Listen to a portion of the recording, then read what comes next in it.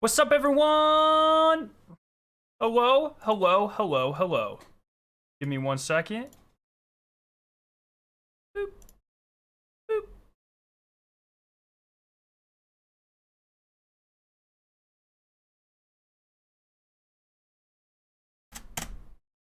Okay.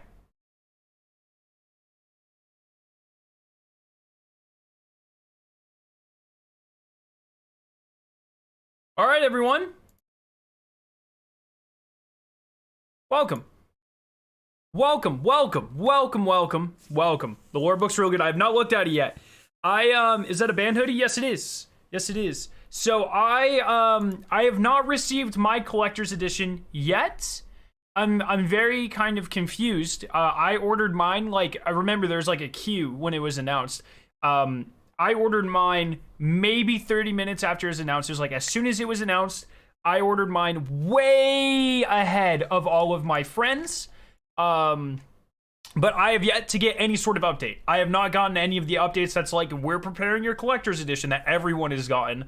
I have not gotten a shipping update. I have no idea what the hell is going on. I reached out to the Bungie store about a week ago, and I have yet to hear anything. So I don't know where my collector's edition is. Luckily, there's a lot of really fine people over in the Raid Secrets Discord. I was working with them last night to solve all of these puzzles. And with them, I was able to get really high quality scans of everything. So we're going to be reading the entire, we're going to be taking a look at everything. I'm going to be showing you how we solved all of the puzzles that we solved so far. There is an ARG. Same? You guys are in the same boat? Which queen? Which queen? Yeah, I don't know. No, it hasn't arrived. No. Like I said, like, I have yet to get any updates. They won't tell me anything about it. But all my friends and all my content creator friends, everyone's getting updates that are like, we're preparing your collector's edition, or it should be shipping soon, and blah blah blah. Like, all of my friends have gotten that. I have not gotten that. I have not gotten a shipping update. I have no idea, and I know for a fact I ordered before a lot of them, like some days before a lot of them. So I don't know. No, the circles link does not work yet. So far there are 5 emblems. There is one that you only get if you buy the collector's edition, and there's 4 universal ones. I did videos on them, but we're gonna go over them again in this video, and I can break everything down for you. Then there's an ARG that is currently unfolding. It is not. Is the game sound good, by the way, chat? No, it was restocked a couple times.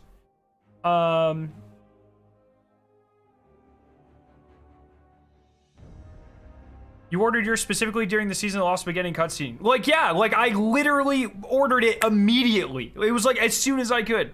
Okay. How many? I have no idea how many editions there are. I'm just a little frustrated that I haven't been notified. It's fine. There's a lot of people they have to take care of. It's very frustrating, especially as a content creator, because like that's like, you know, that's content. That's literally content. But I can do stuff like this.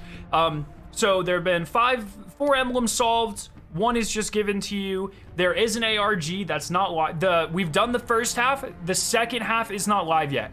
And so we're gonna walk through how everything's been solved so far. And then we're gonna go do a lore reading. We did this last year with Beyond Light, and it was actually a lot of fun. I'm not like a huge, I would consider myself an average lore enjoyer. I know quite a bit about the lore, but it's very scattered in my mind. I can't pull up things on command, and so that's like the one aspect of Destiny I can get better at, is like understanding the lore and knowing all the intricacies and stuff. So there we go. Okay. Question, will Bungie shelf the map for Witch Queen like they did with Beyond Light? Probably not. I think we've gotten pretty much every info that we've gotten, or that we're going to get. So the Collector's Edition came with a bunch of stuff. We're going to go ahead and take a look at some of it. So the first thing it came with is a kind of a, it's hard to explain, like a diagram or a blueprint for glaives. Pretty cool. The very first emblem that we found, or that I was not part of this one. I helped with some of the other ones, but not this one. The very first emblem that was found is right here. You can't really make it out in this picture, but these are emblem letters. There's 1, 2, 3, 4, 5, 6, 7, 8, 9. And when you put them in order that way, it's here. 1, 2, 3, 4, 5, 6, 7, 8, 9. That is like the shadows light emblem or whatever it is. One of the ones I covered last night. Schematic, thank you. Yes. So that's where the first one came from. Really cool schematic. We'll check out, I'll be checking out like this stuff in more detail like that when I actually get mine, because I'm still going to do an unboxing video because it's pretty cool. The next thing you get is this postcard from Mars. Pretty dope. On the back of this postcard, they show it, I don't think they show it in this one. So on the back of this postcard is, if you are getting the collector's edition, do not show anyone the back of that postcard. So this is the back of the postcard. This sample ID, this is your exclusive emblem code. So if you get it, that is a one-use emblem code. Do not show that to anyone. That's pretty cool. It's a pretty cool. Here, I'll actually 1 second. Destiny emblem collector. There it is. I'll show you guys what all these emblems look like actually, because that's there you go. So the first one that I showed you was Shadow's Light. This was the first one that we talked about here. Pretty cool. The back of this here, you can get collector's edition already. Yeah, about like 5 people have them that I know of. Mars basically confirmed or not? Yeah, no, it was confirmed in the trailer.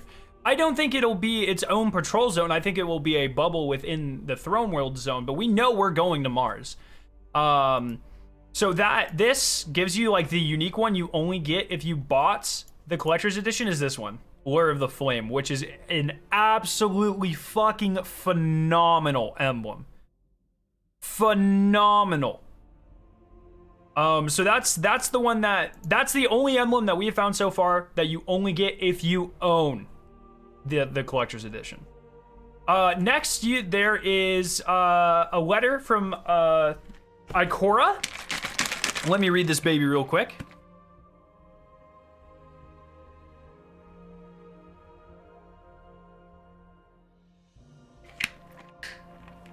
You gonna nut about an emblem? Yeah, dude.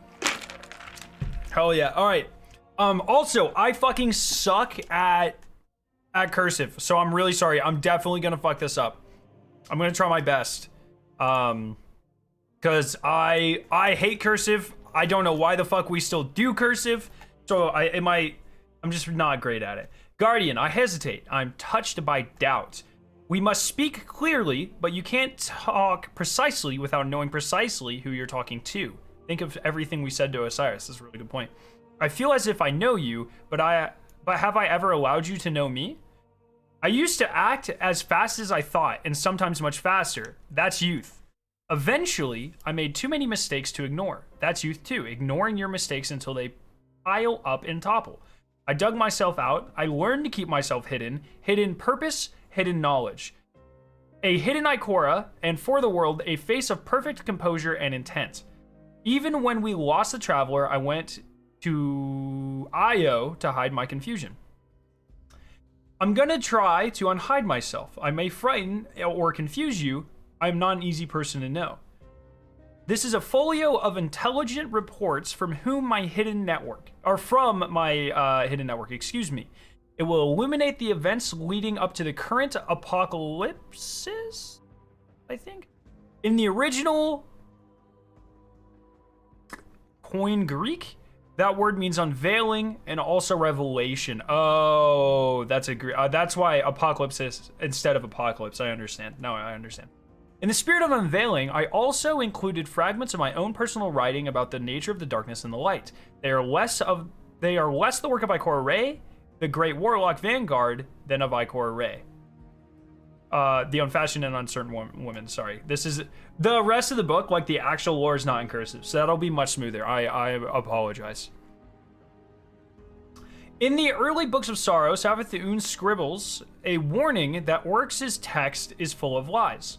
Marasov's hagiography and self-indictment, no idea what that says, the Manasena, warns the reader to remember that it is narrated in the first person, even and especially when it pretends to be objective.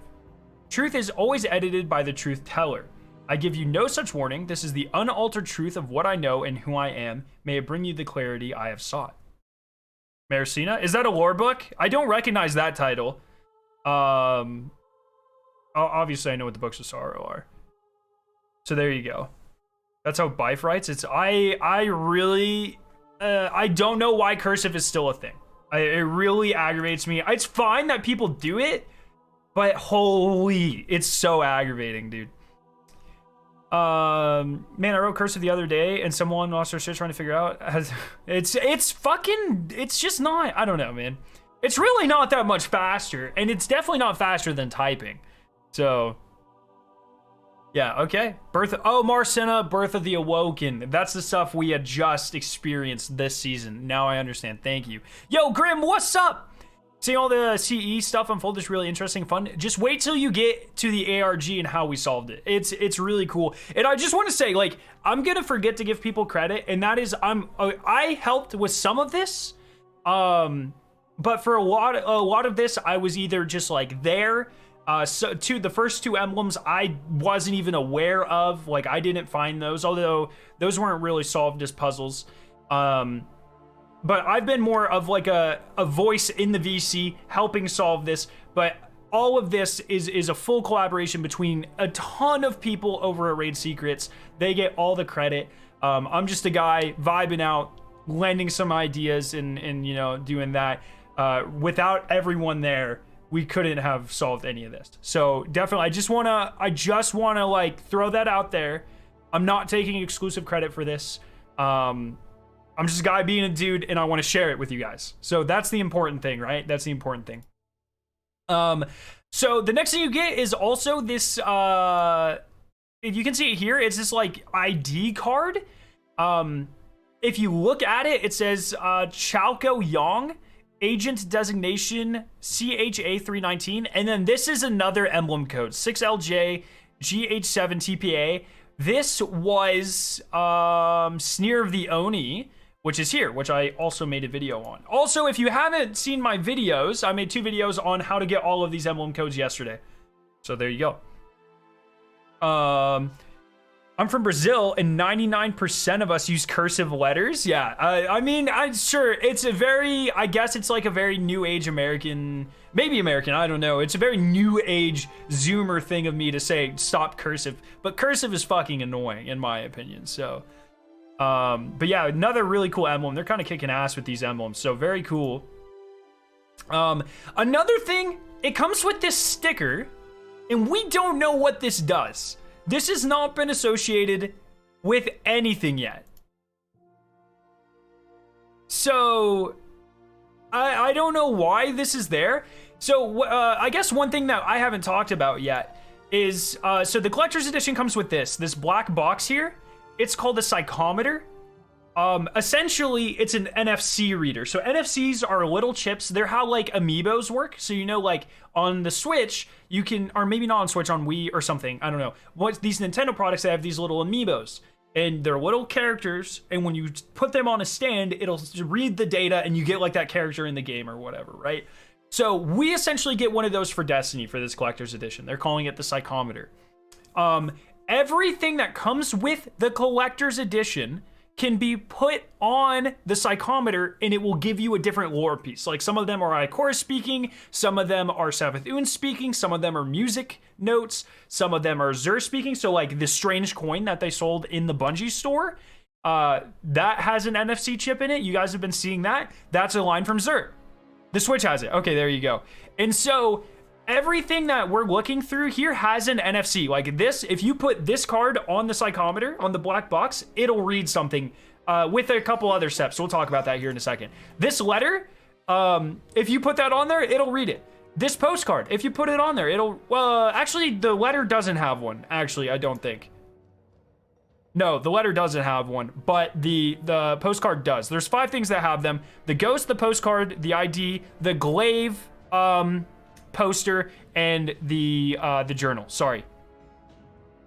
I thought Bungie said they wouldn't do NFCs. Oh my god. Steel Series still has code for Antheno or Anno Panthera Tigris as well. Really? They haven't gone out yet? Well, awesome. There you go. I'll keep tweeting that stuff out. And so a lot of this doesn't really have to do with the NFCs, like any of the lore that they've given you yet, but there's something really important, which we'll talk about. So yeah, you put the card on there, it gives you a specific piece of lore. The sticker does it. We don't know what the sticker does. It could just be like a cool decal thing. It is like, it's like oddly, I don't know the word for this.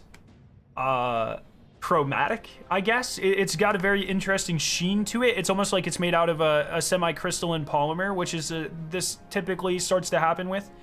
You show the postcard again? This one? Yeah, it just shows Mars. It just shows cornfields on Mars. There you go. Quick, someone take a screenshot. You can take a screenshot. This is public. You can, like, literally, you don't have to screenshot anything. All of this is available on... all of this is available like on Raid Secrets. Sorry, I was fucking blanking. So yeah, we have all of this stuff. Pretty cool. Yeah, weird shape for a sticker as well. That's what I'm saying. So I don't really understand any of that. Yeah. Oh, here, you can actually see the emblem code a lot better here, I think. Oh, maybe not, actually. It's in here, though. There's black boxes there. You can see them if you look at them in specific ways. So pretty cool. Very, whoever did this, I don't know who did this PDF. It is like, everything's in like goddamn 4K. It's crazy. I wish I knew who did it because I would give them just so many props. This is pretty crazy. Oh, that's not what I meant to do. What's the full screen key? Oh, there it is. It doesn't matter. So pretty cool stuff here. Just like literally 4K. Pretty nuts. But that means it takes a while to load, or it can. Yeah, so there's all of that. So that's everything that comes with the collector's edition. So that's kind of all of that. Other than the journal, which we'll take a look at here in a second if it will load. All right, so we're keep doing this. Which weapons manufacturer are you most excited for, and which queen? Amalon, Hake, Vice, Suros. Probably Vice. I think there's a lot of rolls that you can get that are pretty disgusting. Thank you for making that command. I appreciate that. If you could just make, does Raid Secrets have a? Is there a thread going yet? I saw a couple Raid Secrets guys in chat. Is there a thread yet? It doesn't look like there's an actual thread yet. I'm looking here. Okay. Yeah, if I can find a thread, I'll link everyone to it. So this is the journal. How many emblem codes are there in total? We have found 5. We've found 5. 4 are universal to everyone. I've made video on all 4 of them. Yeah, which queen is the thread? Which queen collector's edition is the thread? Let's see what you got. I don't see it anywhere. Am I just dumb?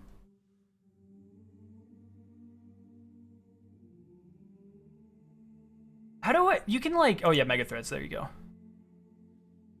Oh, fuck off. What the? Okay, going backwards now. Am I literally just missing something? Oh yeah, on the Reddit. I have like the Google Docs and stuff. I don't know if we're supposed to be sharing those, so I didn't want to just yet. Yeah, right. If you could send me a link, that would be great, actually. I must just be dumb or something. Holy. I swear, they usually, like, mega threads usually just pop up to the top. Reddit can't be reached. Reach this ratio, Reddit. Yeah. If you could DM me either on Twitter or on Discord or whatever, that would be fantastic. There you go. Okay, so this is the journal, and most of the puzzles are in the journal, using the psychometer. So we'll talk about it. Beginnings offer you no power. It is what you do with your power. It is what you do that is in your power. It is how you end which counts. Oh, that's a really cool quote. It's what you do that is in your power. It is how you end which counts. That's really interesting. Dude, thank you, Riot. Appreciate that. All right, so CE mega thread. So let's do this. Witch Queen CE. So adcom Witch Queen CE. There you go. So there's a mega thread for the ARG. Oh, I should have made that. Actually, I should have made the command Witch Queen ARG. Doesn't matter. Okay. So there's a lot of things in this book. The first thing I'm gonna do, I'm gonna just scroll down through the book. We'll get to the lore last. I want to show you guys the secrets first. Because I think that's like my favorite part of it. So we're gonna talk about the secrets here first. This is going to take a long time to load. This isn't so bad. I might go ahead.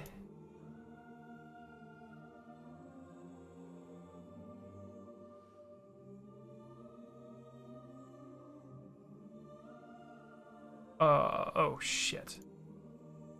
Okay, sorry. Give me 1 second.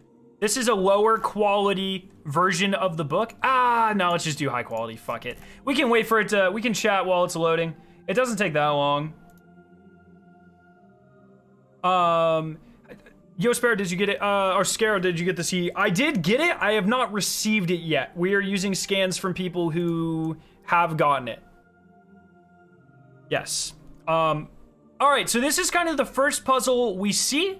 I'm gonna go ahead and take a screenshot of this page just so we can come back to it. I'm gonna take screenshots of all the puzzle pages, and then we can talk about them. Just that way, I don't have to worry about things loading and not loading and all of that nonsense. So we're gonna scroll through. I'm just gonna give you like a really cool peek of what this looks like. It's all available on the subreddit that I showed you.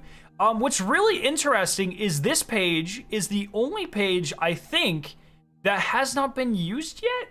So it's either just really cool aesthetics. This looks like a puzzle. I don't know what the hell's going on here.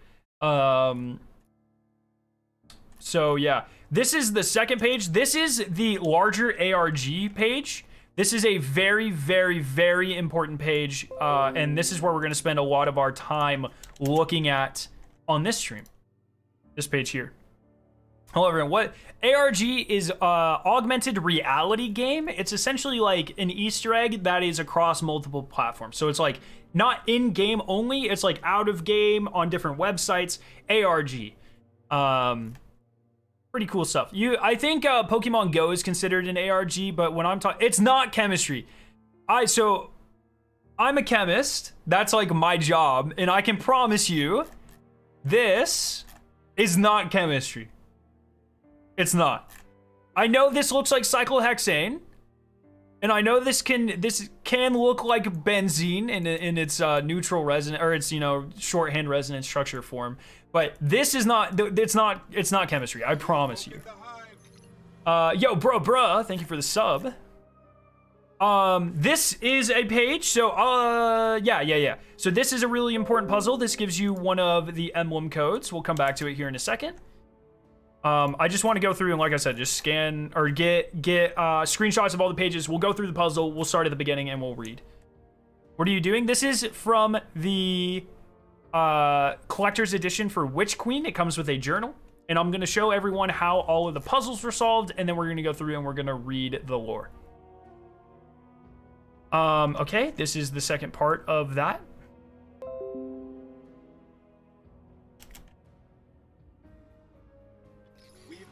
This isn't used either. That's more of just branding. This is very important.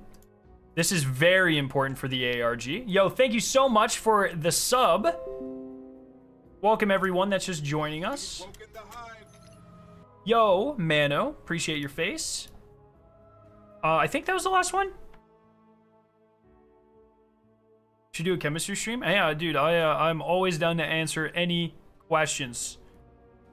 Oh, that's just the back of the book. What else did they show here? I don't know if they show anything. Oh, and then there's instructions for the psychometer. Are there pictures of the psychometer in this?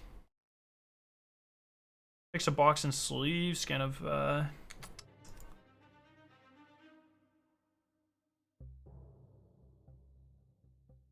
Okay, so this is what the psychometer looks like. There's got to be like a really good top-down picture of this somewhere, right? Finish initial. Oh, sorry. Thank you for the picture. Yeah, this will work just fine. And so this is what I was talking about. This is the psychometer, the black box that comes with the collector's edition. And there are 5 things in the collector's edition that have NFC chips in them. One of them is the ID card, which is what we call this. If you put that on it, and then you rotate these 3 dials in specific ways, if you get the right combination of numbers, each dial has 7 numbers. You can't really see it here. You can see it, however, here. So these diagrams represent the dials. So like, this is the very top dial, 1, 2, 3, 4, 5, 6, 7. Then you have the circle dial, 1, 2, 3, 4, 5, 6, 7. And then there's a third dial, which we call dashes, or lines. This guy also has 7. So all dials have 7, and you do random combinations of them to try to get the message from each thing. Pretty cool. Pretty cool. That's really important. So we're gonna come back to that, but this is what the psychometer looks like. It actually reads stuff. So there are 2 other emblem codes that we have not talked about yet. The first one is actually right here. So I showed you this picture earlier, where you have this blank box. You have this box full of all these symbols. You have more squarey symbols here, and then you have this one kind of in parentheses here. What's important is on a future page, what is shown are the same 3 boxes here, empty, kind of this one in squares. You can see them here. Also has this key at the bottom. And this key can be used to solve this emblem here. And so this was solved by, I want to say it was like Prix was his name, something like that. Let me find his name. I don't remember. I call him out. I give him credit yesterday in my video. But he was the one that noticed this. I think it was Prix. It was something like that.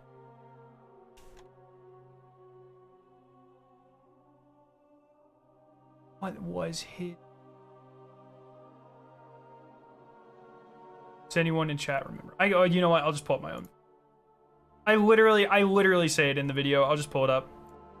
I just want to give credit where credit's due, you know? I think it's important. I think that's important because, you know, a lot of people dedicated time to this. Here you go. What was his name? Come on, load, damn it. It's loading. There you go. It was Pix. P-I-X. Okay, cool. So he noticed that these are on 2 different pages, but what you can do is match them up. So in the left-hand column here, you have this empty triangle, P. Then you have this kind of half moon thing. It's got an H beneath it. H. Then you have this kind of, you know, outside-inside deal, V. Then you have 2 squares like this. 9. I don't know, the black square is weird. I believe this ended up being 9. Black circle is L. See it there. F. White square, 9 as well. Were there 2 9s? Let me make sure. And you can just go on like that. You can send me some 4K images of Psychometer if you like. That would be awesome. From the top, if you could, if possible. I mean, if not, it's not a big deal. That video had a pretty good view of it. I just want people to be able to see the dials for when I explain the ARG. I think that'll be kind of important to visualize. So if that's not too much of a problem, that'd be awesome. Did you see if you put your strange coin in the ghost stand, it plays a message? Yes, I did. Pretty cool. Oh, this is 6. Oh, yeah, sorry. 6 is in between black square and white square, so that means you need both. That's my bad. I should have seen that. Yeah, this is actually 6. Nice. Half circle and quarter thing, C, and then white triangle again. So that's how we got this emblem code. 1, 2, 3, 4, 5, 6, 7, 8, 9. Yes. So that's how Pix deciphered this one. So that's 3 out of 4 emblems. The fourth one was really funny because we are sitting there in VC. We're sitting there in VC, and one of the people we were talking to was Dirty, what's his Dirty Cleric?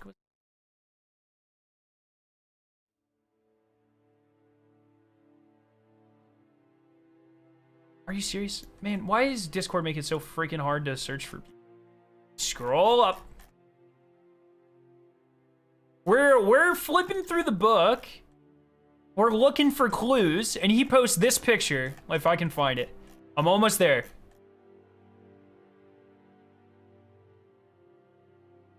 We're just flipping through trying to solve the larger ARG, and he posts this picture of the book here. I'm so close. I know it's right here. Come on. 11.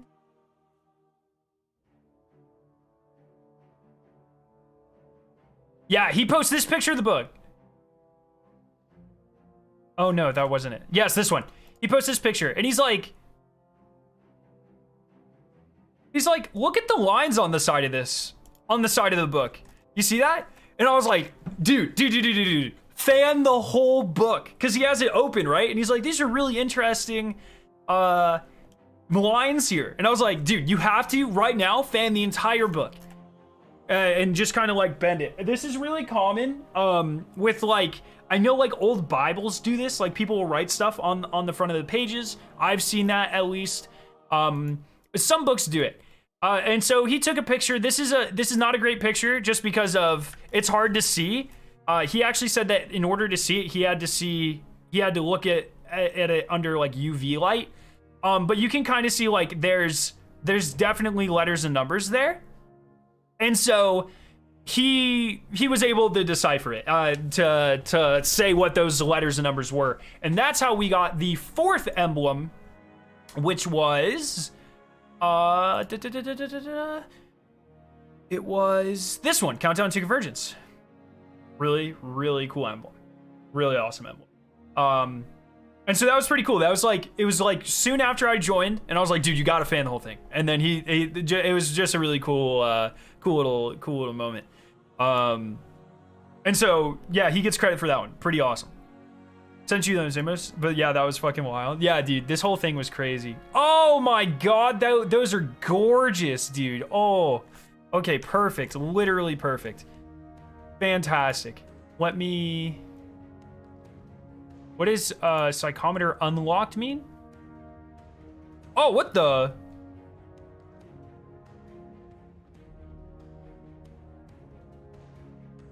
Oh, Bungie had to get this like officially FCC'd? Oh, no way. That's awesome, actually. That's really cool. Yeah, these are super high quality. Thank you so much. Yes, this is perfect. Where's the... Oh, it shows the inside? What the... Do we know what the databank... Like, it's got a hard drive, right? That's probably it right there. Wonder if someone's taken theirs apart yet. Yeah, this is perfect. This is literally perfect. And so you can see here, these dials, what I was talking about, they all have 7 ticks. 1, 2, 3, 4, 5. Can you see that on stream all right? I don't know how much more I can zoom in. I think this is as zoomed as it's gonna get. but you can see each of them has 7 tick marks. So like this top one has triangle tick marks. This middle one has circle tick marks. This one has like line tick marks, like a speedometer. Pretty cool. And so, yeah, we've gone over all 4 of the emblems. So now let's talk about how we have been working towards solving the ARG and what we've done and why we are just waiting for the next step. So the first really important thing to know is if you look here, this is the very first page. They did something very similar with Beyond the Light. Anytime like you see like this sort of stuff, it's always a Bungie.net code. And so you see like decrypt HTS//B net /circles. That is just saying Bungie.net or HTTPS Bungie.net /circles. If you go to that page right now, it actually just kind of redirects you. Oh, what the fuck? Bungie.net /circles. So it doesn't actually do anything yet. It just redirects you to Bungie's main page, but it doesn't give you a 404, which means they do expect you to go to that specific /. It's just not live yet. So whatever we discover will be unlocked and we'll be able to access it later. So that's really important to keep in mind. We can't do the second part of this ARG yet. But anytime you see anything like this, it's almost always a / Bungie code. I know they did it for Beyond Light. I think they might have done something like this in Shadowkeep too, maybe. But this is not a new format. Also on this page, you see this. And so I guess what I should show you first, this is kind of the first thing we noticed, was here is a list of, this is the Psychometer, the black box that I was showing you earlier. And here it shows 12 items, but some of them have crosses through them. So for instance, here's like the penguin artifact that you could buy from the Bungie store. It's got an X through it. Here's the Cabal thing from the Destiny 1 Collector's Edition, or Destiny 2 Vanilla Collector's Edition. Here's the Shard of Darkness. Those have weird marks through them. But everything that doesn't have marks through them is representative of one of the items we can scan. So like this top one, you see how it's got like this cool little phalanx shield looking emblem, and some numbers next to it. That is, that is this. Let me pull it up real quick. So that is actually the back of the postcard. Oh, did he not show the back of the postcard? Need the high quality one. Have that. Yes. Sorry. There are 5 emblems. Only one is only for Collector's Edition. Is this the first step? Yes, this is the first step. This is the first step. Sorry, this is a really high quality scan, so it takes a while to load.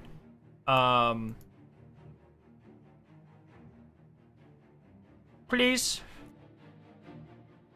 Nice. All right, so the back of the card here, as you can see in this top corner, here has that little phalanx shield in writing. And so that we took that to mean what we started seeing here was if you can start identifying all of these. There are 7 things there are 12 listed total, but there are 7 that have X's through them. And you guys can't maybe really see it. If some of you are on mobile, it might be kind of difficult to see, but this are all marked out by Bungie. They have a cross through them where you can't see. I'm just making it more apparent. Everything else on this page, except for this moth. We do not know what this moth stands for. We will probably come back to it later. It might be something they sell, and maybe we can use at a later date. But what they are trying to show with this image are 7 things that you can actually use with the Psychometer. 7 things that actually have an NFC chip in them. So you have the postcard, the Xur coin from this season we know has one.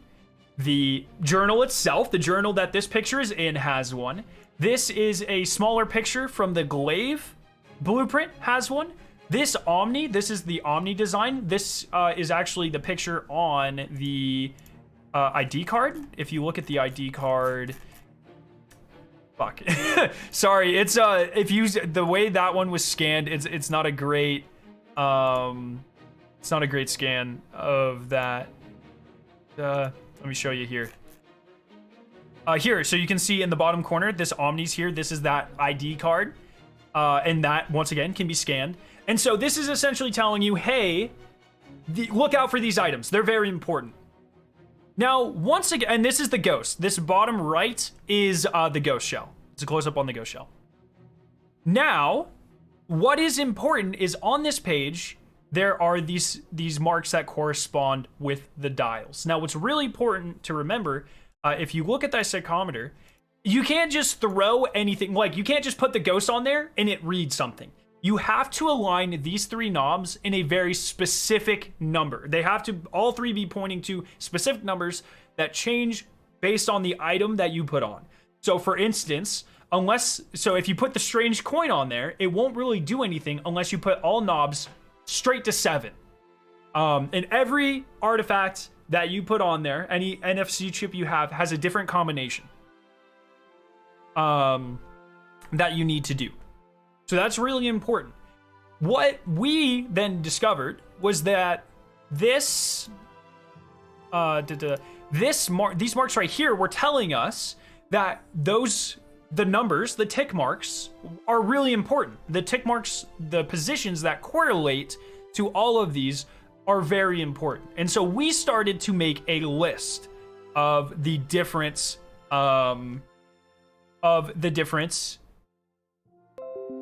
once, which so this is the positions. Spike is the first dial, circle's the second dial, lines is the third dial. And to read all of these 5 things, strange coin isn't required in this ARG. These are the important positions that you need to use. And so we discovered that was really important. So I'm going to take that over here. And what we discovered is it was important for this right here. They give you a grid. And if you look in the top left-hand corner of this grid, you have the spikes, which corresponds to the first dial, and the circles, which corresponds to the second dial. And once again, I'll go ahead and I'll show that. Here you can see, once again, on this first dial, you have the spikes. On the second dial, you have the circles. Third dial, once again, has like dashes or lines. So we know what to do with all of these. All of these. Now, the last part of this ARG is on a different page. I showed you this before. There are these 6 boxes. One of them is already filled in. And then they all correspond to the artifacts that we looked at before, with the exception of the strange coin and the moth. We have these 5. They come with the collector's edition. And so we discovered that we have to find some way to fill in this box. And it'll make something, or it'll be a code or something. And so we started. So look at the ghost here. You can come over here. We discovered that the ghost gave you a reading at 4 and 7. We know 4 is spike, 7 is circle. And so you just count 1, 2, 3, 4 on the circle side. Oh, I actually have these backwards. Sorry. Spike and circle are backwards here. You count 4, 1. Oh, no. No, it's not. Spike is x-axis. The way they presented this is really weird. The spike is the x-axis. The circle is the y-axis. Excuse me. So we go 4 on the x-axis. 1, 2, 3, 4. All the way down to 7. And this is ghost. This symbol corresponds to the ghost. Okay? I know there's a lot going on, but just try to bear with me. And so we're going to put this over the ghost. Here. We're going to fill in all the spots exactly like that. Here we have the journal. The journal, when put on the psychometer, will give you a reading at 6 and 1 on the first and second dials, respectively. So 6 on the first, on your x-axis, 1 on your y-axis. So this symbol corresponds to the journal. Put that here. Put that here. Next, you have the Oni, which corresponds to the ID card or the key card. We found that, or other people found, that it gave you an audio message at 3 and 1. So that means the Oni corresponds to this message right here. And we're just going to fill all 6 of these in, all right? Or I guess the 5 that we need to fill in. And then I'm going to show you how this makes something. It's really, really cool. The next one is going to be the postcard down here. The postcard gives you a message at 5 on the spike dial and 4 on the circle dial. And the line dial will come in just a second. Just ignore it for now, but it'll be here. Sorry, we were doing the postcard. 5 and 4. 1, 2, 3, 4, 5. 1, 2, 3, 4. So this corresponds to the postcard. Right there.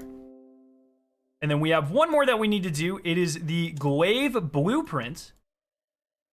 Here. This is the major ARG. This is the big ARG, the first half of it. The next thing is going to be the glaive. The last one's the glaive. 2 and 6 on the first and second dial, respectively, gives you that code. 1, 2. 1, 2, 3, 4, 5, 6. So this box corresponds to the glaive. Right there. And so we can put that right here.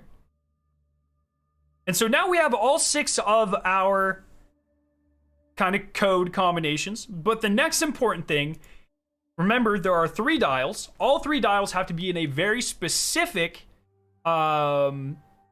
orientation for the message to work. And to this point, we've only used the first 2 dials. Now, if you notice here, this is the key for the 3rd dial, which is the line or dash one. And depending on what number you get here, depends, it was discovered, how you rotate that final piece. So for instance, the ghost is the top left one, has a 2. So we need to rotate 90 degrees to the right on the ghost one right here. Does that make sense? So we rotate the ghost one 90 degrees to the right. What is the next one? It is the book. Book is 4, and so we need to rotate it 90 degrees to the left, or 270 degrees to the right, however you want to do it, but 90 degrees to the left. So you end up going like this. Boom. Next, we have the 3rd one, which is the Oni, the key card. The key card is 2, 90 degrees to the right again.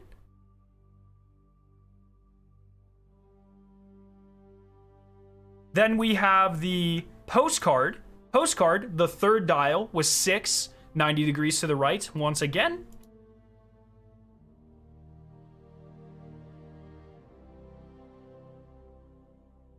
And then the very final one is the glaive blueprints. Its 3rd dial is 4, which means we need to go 90 degrees to the left. Like this. And that is how you solve this first puzzle. When spelt out like this, it took me a while to see it, even with people explaining to me, but this spells Gnosis. Gnosis.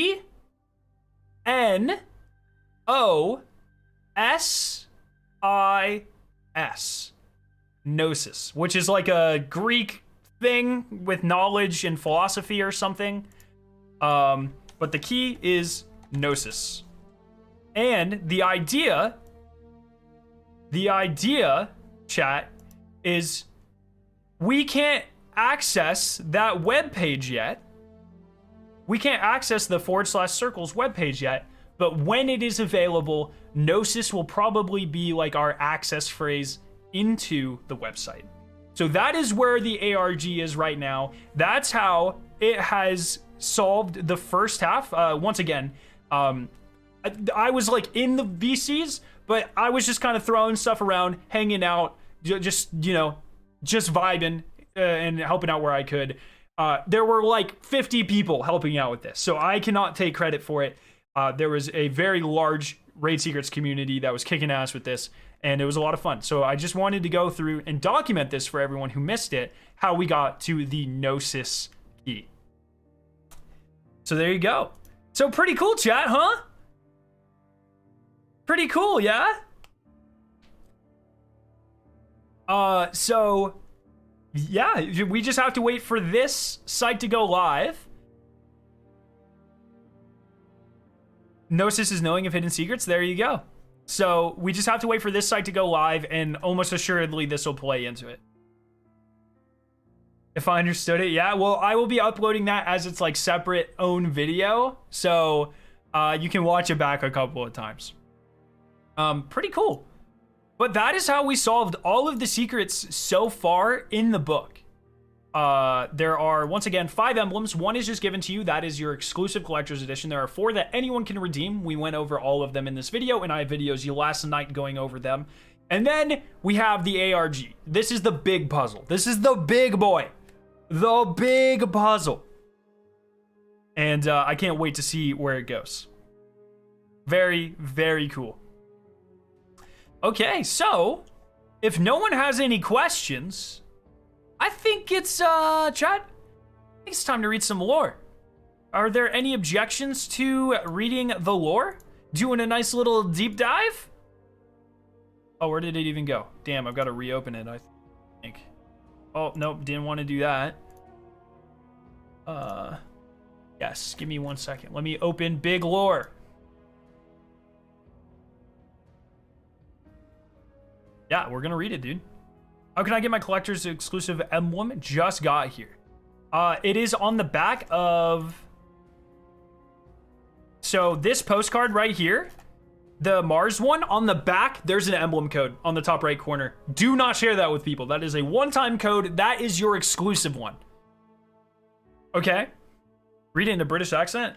Brother, I can barely do my own accent, okay?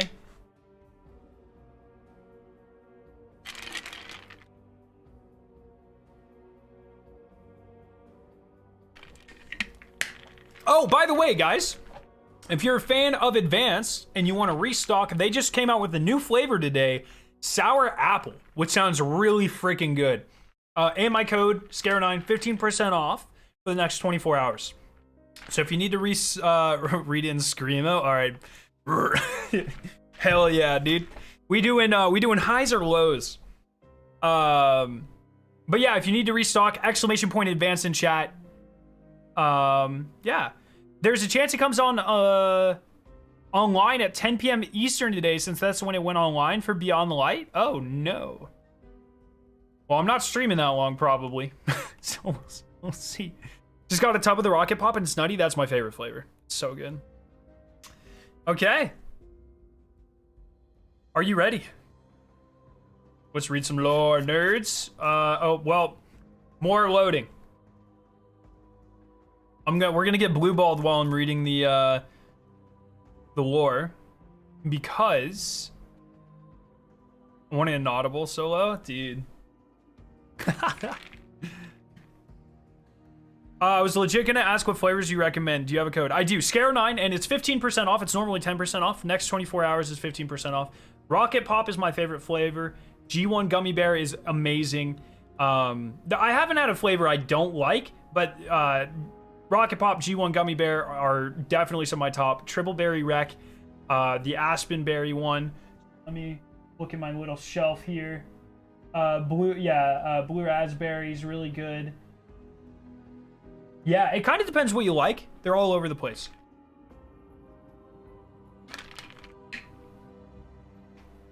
Oh my gosh, External, you got it, bro. Play the guitar while reading it. Holy, I don't know about that. Dang, I'm late. Where do I get the emblem codes? Maniac, go to my 2 videos last night, and I show all of the codes there. They're just in the top of the comment sections. That way you can just copy and paste. Watch it if you want to support, but if you just want the codes, just go to those. Alrighty. Let's find the lore, brother. One of these is bound to be the lore. It's probably this one.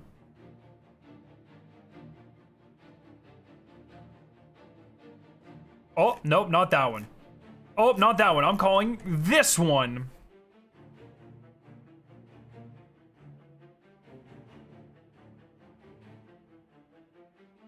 Wow. Can I, like, is there a way? I mean, I downloaded it. I read it, right? That's how I did it, right?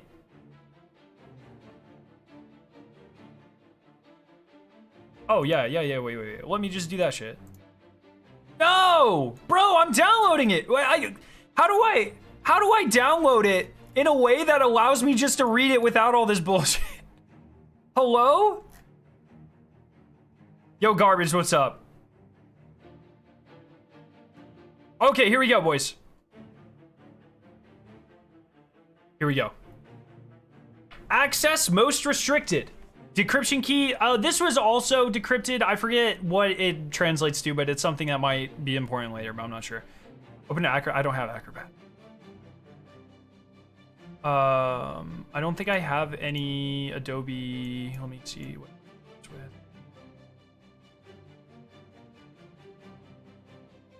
What about with Edge? Is Edge faster? No. Okay.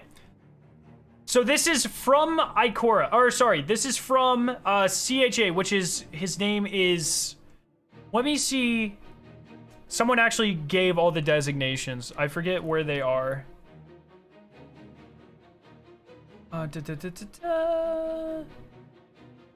Go sus. Yes, go sus. Is someone... Does anyone know where all... If anyone is in the...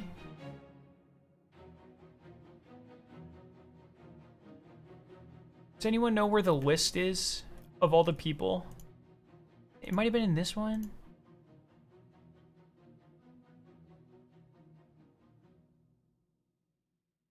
Someone made a list of all the code names. Chalco Yong? Yes, that's him. Someone made a list of all the code names, because that's going to confuse me, but whatever. Hey, friend. I know I'm not allowed to say that to the Warlock Vanguard or to Ikora, but given that we're under double trouble encryption, I'm going to say it anyways. How's your whole mess in the city? Glad I missed all of that. I've completed my ethnographic survey of itinerant unpaired ghosts who prefer intra-ghost interactions. It'll make a neat paper. As a cover story, it was pretty good. These ghosts tend to be thoughtful and introverted, so like most introverts, they respond well to people who are interested in their thoughts, and they seem to find it very self-affirming to dislike me. I guess it's nice to confirm you still prefer yourself to other people. There you go. These introverted ghosts spend a lot of time hovering in circles philosophizing. The longer they've been away from people, sorry, human people, ghosts are people too, the less they care about hovering at head height or facing each other when they talk. After a few months, they'll just scatter around space facing every which way like they're each posing for a photo. When they're not talking, I get the feeling that they're just sensing, the same way that a divine character, or they can divine the character of a long dead corpse. Whatever you want to call that faculty, they're using it. That's really interesting, dude. So I guess it's, I have never thought about ghosts. Yeah, like, I mean, we think about ghosts as machines, and they are, but they're obviously like AI, right? Like they have like their own, they have their own personalities and consciousness and so I guess it makes sense for there to be rogue ghosts that just never find their guardians, and maybe some that don't even want to search for guardians. That's really interesting, dude. That's really cool. Have they mentioned anything like this in the past? We cracked the case yet? Yeah, I broke down how the first half of the ARG was solved. It'll be uploaded in a video later tonight or tomorrow morning. The second half of the ARG is not available yet, so don't worry about it. But I just broke down like how every step was solved, so don't worry about it. Yeah, a lot? Oh, okay. I've never Once again, I'm like an average lore enjoyer. Like if you, on the scale of like 0 to 10, I'm like a 7 on the lore scale. I'm not crazy. I've read all the lore books. I've read a lot of the lore. Not more than once. I generally know a lot of it, but stuff like this, not really, I'm definitely not an expert. This is probably my most lacking aspect of Destiny, is my understanding of the lore. Speaking of which, are we still doing the Sunyata friendship thing, treating each other as sacred voids? If so, I'm allowed to say anything to you, and you're allowed to say anything to me, and we can trust each other to receive it without hurt. So I'm allowed to say, I'm not sure people out here like you very much, Ikora. They don't know who you are, and they don't have a sense for what you stand for. And you know, I do get that. I had to sneak up on you in your private library to surprise you, and I know you insist I didn't really surprise you, but still. Even then, you talked to me in circles. Do you know what the Traveler's Reawakening meant for the geometry of circles? You told me it changed everything about this semiotic role of circles and some paracausal invocation of the light. And I'm going to tell you the truth, which is you didn't want to talk to me, so you talked about circles instead. I know people who can talk in circles, but you're the only one who can do it by talking about circles. I really admire your efficiency. That's pretty cool, dude. This is a nice little. Remember Micah? She usually chills with solo ghosts. Oh yes, we did read that. Yes, you're right. Yes, this is really cool. So I don't know if you guys didn't, or if you weren't here for my breakdown of the Beyond Light lore. We did this same type of thing where I read the entire lore book. That shit got dark. Off the top of my head, like Clovis Bray and his son had like a degenerative illness, and Clovis Bray was trying to manufacture a cure for it, and he tested it on his son, but then like it killed his son or something.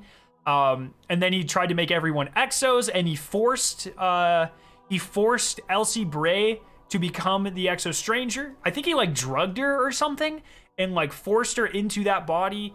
All of it was crazy.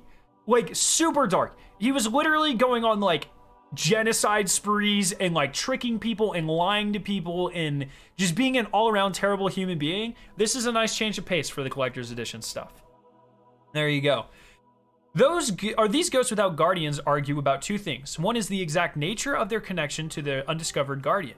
Is each ghost predestined to find one and exactly one soul to raise as a guardian? That is a fantastic question.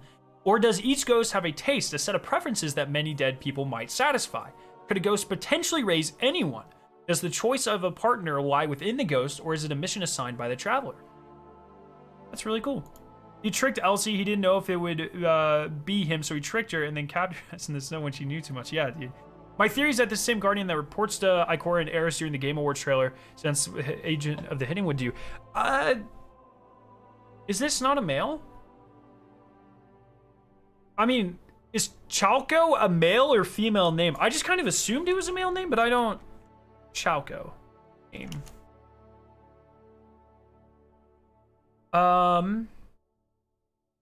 Doesn't look like it's a real name. Or not that I saw in a 2-second thing. Yeah, pretty cool. They also argue Chalco's a female hunter. Oh, okay, well there you go. Then yes, it may very well be the hunter we saw in the Game Rewards trailer. Thumbnail sick, my guy. Hey, thank you. Oh hell yeah, Aaron! Thank you so much, and enjoy it. Let me know what flavors you got and if you enjoy them. There you go. I think I saw, so I haven't read any of this, but I saw someone say that we now know the full roster of the Hidden because of this. So I'm excited to know that. The Hidden are really cool. What are we reading here? There was a journal that came with the Witch Queen Collector's Edition, and this is the journal. So we're breaking down all the lore. The Game Awards trailer was a Titan. Oh, well, there you go. Cool. They also argue over how one should interact with their chosen guardian. Should ghosts accede to whatever their partner demands, or is a ghost relationship with a guardian a negotiated bond that equals in codependence? Heavy stuff, but I guess it's the same argument people always have about their relationships. Is there such a thing as true love, or just the love we decide we're going to make work? Damn. Bungie getting in there, bro.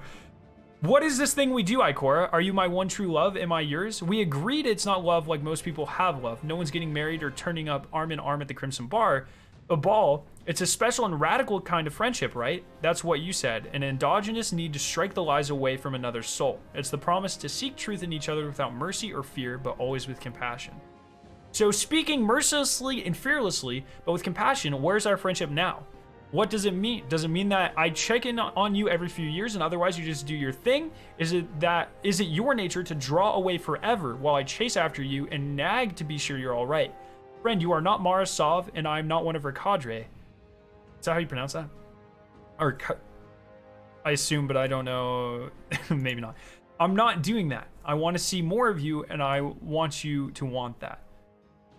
There you go. How'd you manage to get a collector's edition? I did buy one. This is not mine, though. Mine is not arrived yet. This is a scan of someone else's. There you go. Pronounce it correctly? There you go. Nice. Maybe I shouldn't expect a lot of personal insight from the woman who wrote the Hidden Creed, which reads, and I quote, "Find thyself, know thyself, destroy thyself." What the? But I'm really worried that if people don't know you, they might end up destroying you. Our much foreshadowed stranger saw the future, Ikora. You were dead. Dead because someone you trusted turned on all of us. This lore actually exists. This is real lore, right? I think I remember reading this in Beyond Light. I think. Right?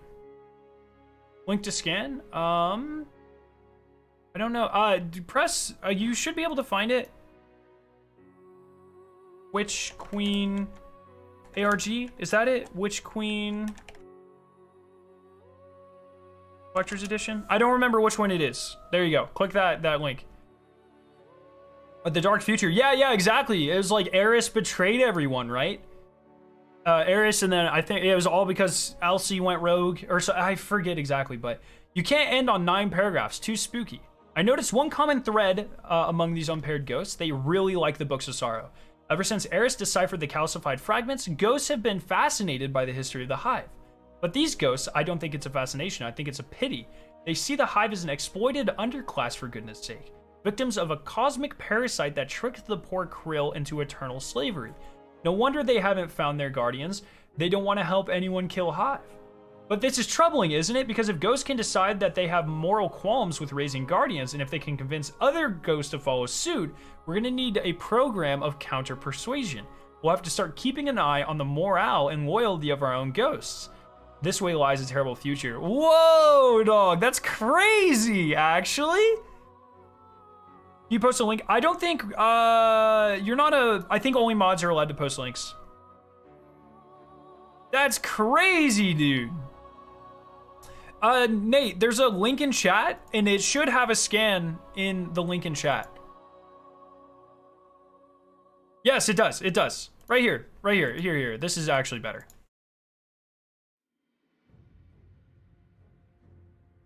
Adcom pages.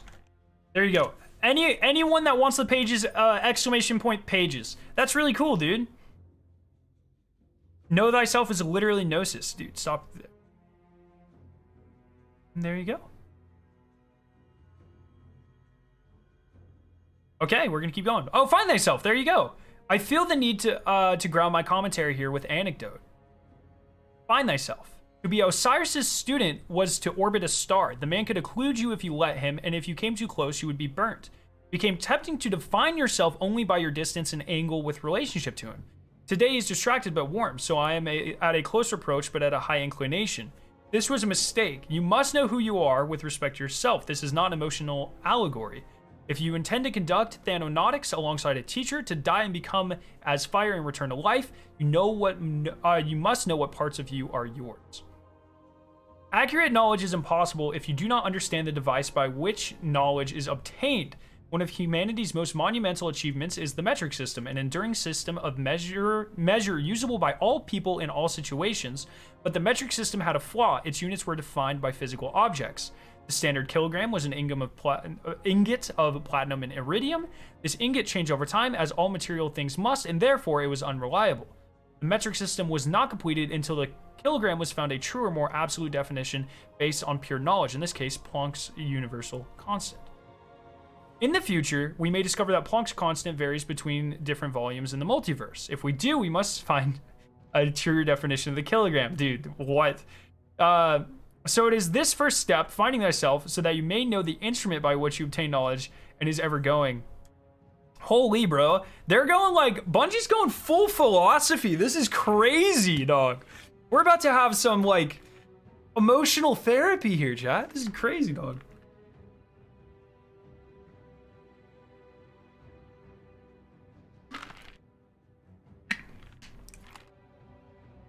Keep in mind, guys, yes, I live in America, but I am a chemist. The metric system is by far superior. Like, you're not going to get any argument from me on that. I use the metric system more than I use the imperial system because of my job. Do you think Calus will return? Yes. All loose threads will be closed by the end of Destiny. That's exactly what this is, Ashton. This is the Witch Queen like version of that. So there you go. Know thyself. I thought I knew myself. I'd fought in the Crucible, which requires self-knowledge to check the impulses that control most Crucible players. I'll go straight to the ammo drop again. This time it'll turn out differently. No fool, it will not. Fuck, dude. I'm being called out right now. Bungie, are you serious? I'd flown high-risk scouting missions far from Earth and always returned. I had even bargained with an Ahamkara and I thought came out ahead. But what I'd wish for was a teacher greater than me. Wait, is Osiris the product of an Ahamkara? Or wait, is this someone else? But I did not know myself. I could find myself certainly, but the map is not territory. Just because I could locate Ikora Ray did not mean I could enter Ikora Ray and understand her. And if you do not know the interior mechanism of a device, you do not know what the device will do. No, it is. Ikora's relationship with Osiris only existed because of an Ahamkara. That's crazy, dude.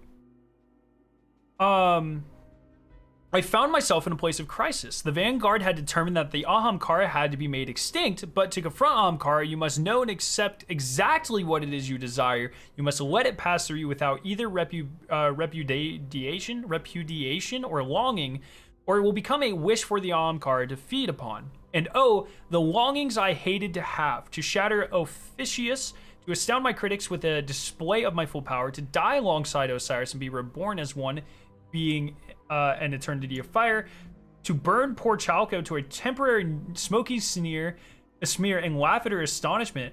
We are all full of these perverse impetuosities. Fuck, dude, I consider myself a pretty well-read person, but goddamn, her vocabulary is like fucking crazy.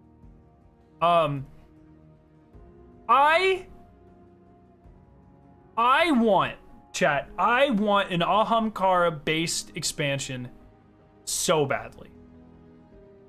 I don't know how they could do it justice, because obviously, like, our characters, they can't. It would be a lot different if it was like real life, and we couldn't want anything, you know, and that doesn't really translate. But they've, you know, even after Riven has died, they still hint that there's some still looming out there. There's definitely an Ahamkara threat, and I think that after the Light and Dark saga, I would be shocked if it was like the Nine and the Ahamkara weren't two of like the main focuses.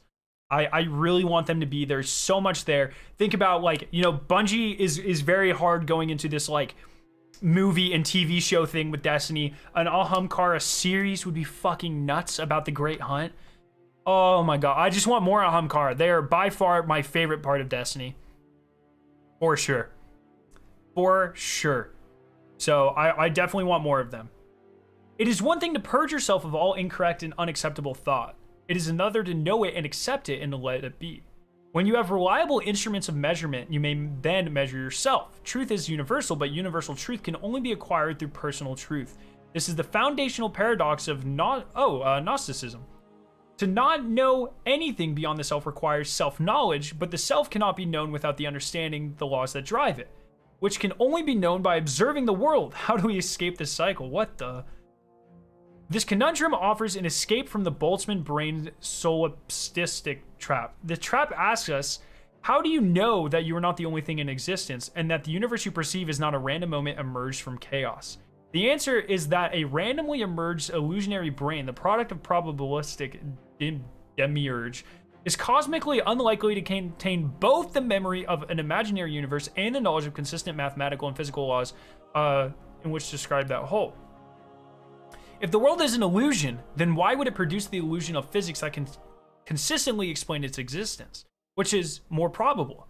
That we and all we are an enormous coincidence, or that the reality, in fact, is determined and evolved by a consistent set of laws. The existence, this is awesome, dude. The existence of an objective reality is more probable. How do you calculate that? You literally can't. Like, to calculate probability, you have to have factors, and you have to know the chance of knowing something. But if there's a chance that everything, reality, is you know, happening in a second, and all of that energy and everything just coincidentally came together, and we're living a second where we get the memory of an imaginary universe and the knowledge of physics, we can't calculate that efficiently. So this is, there's literally no way you could calculate. My understanding here, once again, I'm a chemist, not a theoretical physicist, not a philosopher. But there's no way you could sit down and statistically actually calculate if the existence of an objective reality is more probable than what they were describing before. If objective reality exists, we exist in it. The truth that we see in the world around us allows us to induce the truth of our own persistent existence. Damn. To know thyself is not only to look within, but also without. It is impossible to know thyself without knowledge of the universe. God damn. Someone at Bungie went on a huge, like during the pandemic, they sat down, they bought a cabin out in the woods, and they went out there and they just started reading all these philosophy books. And they were like, I fucking know. I know exactly what we're gonna write about. This is crazy. Hidden roster. True is Truce. Cha is Chalco Yong. Iko is Ikora. On is Honor. Fen is Fenchurch. Isn't Eris is part as well? I think you're missing Eris. 1, 2, 3, 4, 5. Eris. Are there 7? Destroy thyself. When I battled Azarim, he defeated me. He showed me that. Who's Azarim? Destiny Azarim. We're going to read about this real quick, chat. Azarim was an Ahamkara who interacted with the Awoken of the Reef. Among the Awoken, he was known as a troublemaker and therefore barred from the Dreaming City. However, he showed up regardless during a celebration, claiming that the historian Asila had mended his ways. He made a show of his supposed contrition, which enraptured dozens of Awoken, including Asila, and then beguiled them into leaping off the cliffs into the gardens of Asila. Hey, we can go there. Azarim fed on their deaths and fled the city laughing. The other Awoken, either too far to see what was happening or misled by an illusion, did not realize his crime until later. He was encountered during the Great Ahamkara hunt, by Ikora Ray and Wei Ning. Azarim mesmerized Ikora into making a wish, but Wei Ning gave Ikora a concussion, breaking her. Oh my god! She like literally, literally, Ikora was making like accidentally making a wish, and then her friend just punched her in the fucking head. What the, bro?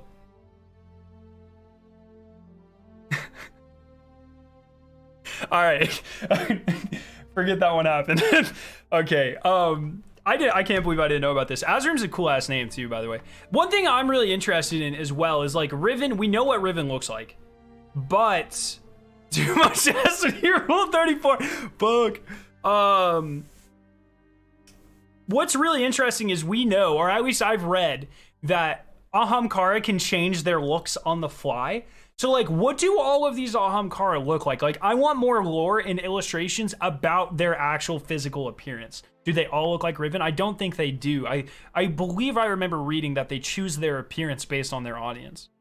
And so I want to know more about that. It was Wei Ning who broke me out of the trance of creation I'd fallen into. Yeah, by punching you in the head.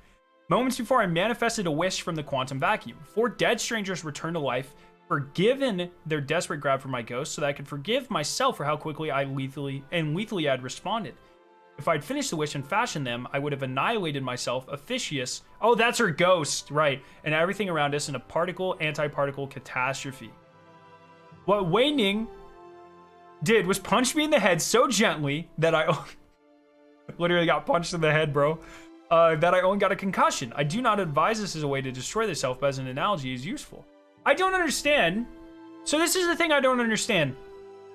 Why does that matter? Punch me in the head so lightly I got a concussion. She's a guardian.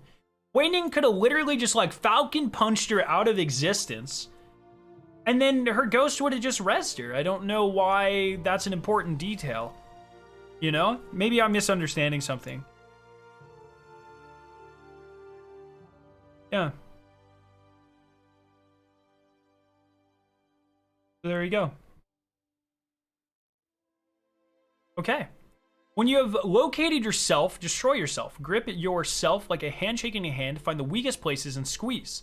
Throw yourself at yourself like a rising tide upon an ancient fortress. Do not stop when your soft places have eroded. You must continue until nothing remains. In this manner, you will gain 2 vital gnosis. There it is again. The revealed knowledge of your own strengths and failings, and the practiced knowledge of how to reconstruct yourself when destroyed. Dude, I wish Ikora was this deep in the game, bro. She's like so surface level in the game. This is way better. Like, give them actual character in personalities. And this is like crazy, you know? They're in a darkness zone. Killing people is rude. That's pretty funny.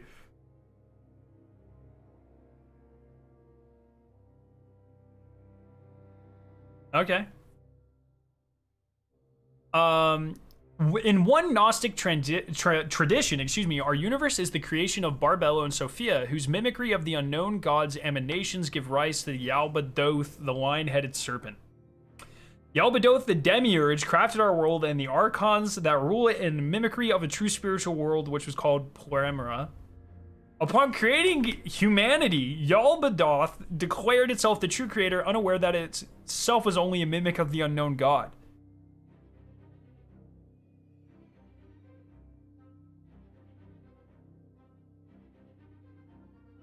Motherfucker, what? The key understanding here lies not in this fabulism, nor even in Yaldabaoth's failure to destroy itself and reveal the truth, but in the relationship between the Gnostic tradition and the book of Genesis. This Gnostic tale comes before even the traditional Genesis, totally recontextualizing it, even destroying it. In retaliation for this transformation, the Gnostics were destroyed by more orthodox faith. We cannot understand ourselves unless we know our own origins, and we cannot accept our origins unless we're willing to destroy ourselves.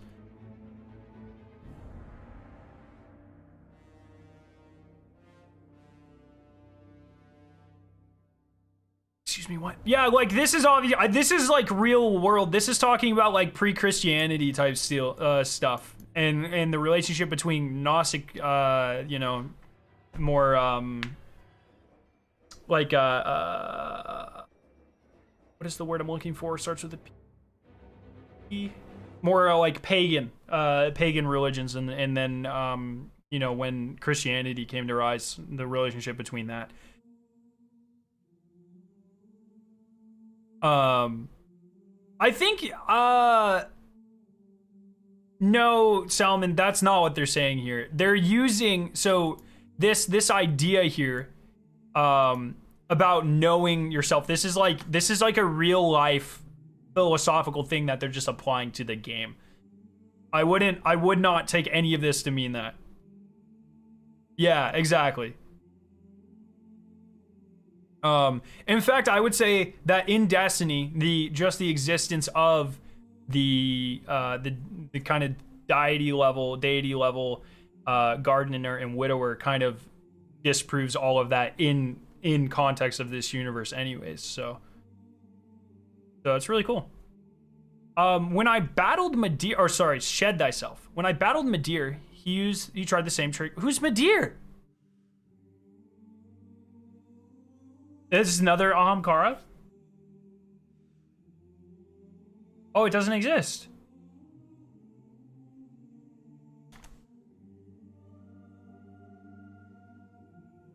I can't find any mention of Midir ever.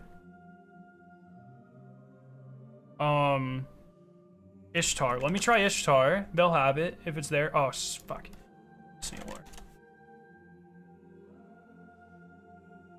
Just Googling Midir Destiny does not bring anything up. Midir.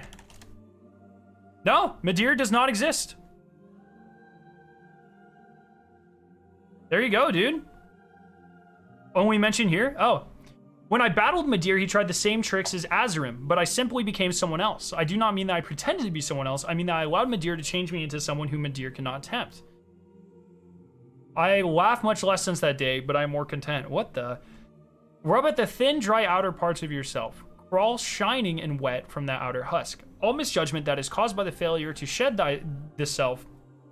We constantly make poor decisions knowing that they will hurt us and isolate us, because these decisions allow us to sustain our stories of who we are.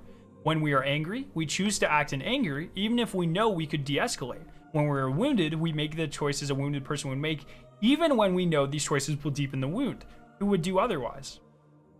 To refuse the choice we want to make is to refuse ourselves, and that makes us afraid. We are afraid to change who we are, unless we have a habit, a natural capability to escape our own nature. So we must acquire that capability. It is impossible to escape the cage of thyself by any means except shedding. What the What lore book is this? This is the collector's, Witch Queen Collector's Edition. It comes with a journal that's Ikora really expressing like who she really is to us, which I guess she's like a the deepest philosopher ever, bro. I like this. This is awesome. This is really cool, by the way. I make like a lot of jokes and stuff, but I do want to make it clear, like I'm very much I very much am enjoying this.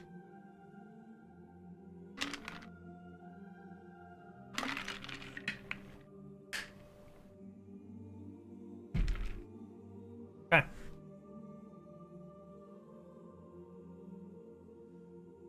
Ikora killed an army of Ahamkara? Oh, no way.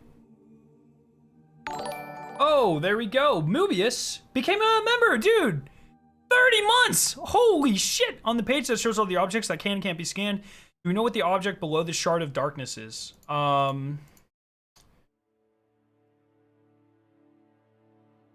That's a little further down. Oh, here, I might still have it open. I do. This? No. I do not know what that is. It's probably from another collector's edition, though. I have no idea what it is, though. Maybe someone from Raid Secrets in chat knows.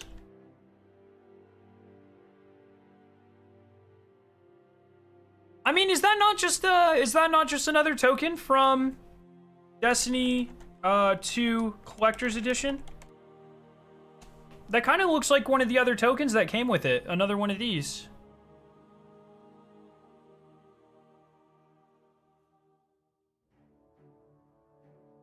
I'm trying to find like a good picture of it.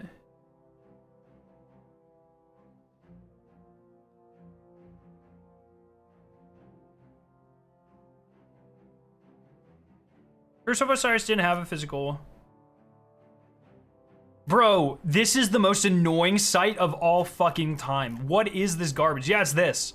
I think it's the world. Oh. Actually, no. This site is garbage. No, it's not. I don't know what that is, brother. Looks like a ring? Not really.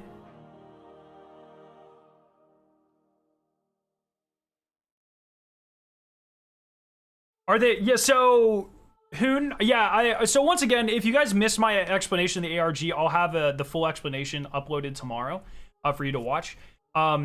This is an 12 images. There are 5 that have these black lines through them. Those are the ones that are not compatible. It's just the 7 that don't have it. So postcard, strange coin. We don't know what this moth is yet. That has not been found. This is the book itself. Not gonna lie, don't like how this gate behind a paywall. See, it's story related. It's available or specific Ikora. You can literally read this for free on Raid Secrets right now. They expect people to do that. The glaive, the ID card, and the ghost. You can literally read this. The Vogue ring? Bro, that is not the Vogue ring. Unless I'm like crazy. Oh, wait, face down. It might be the Vogue ring.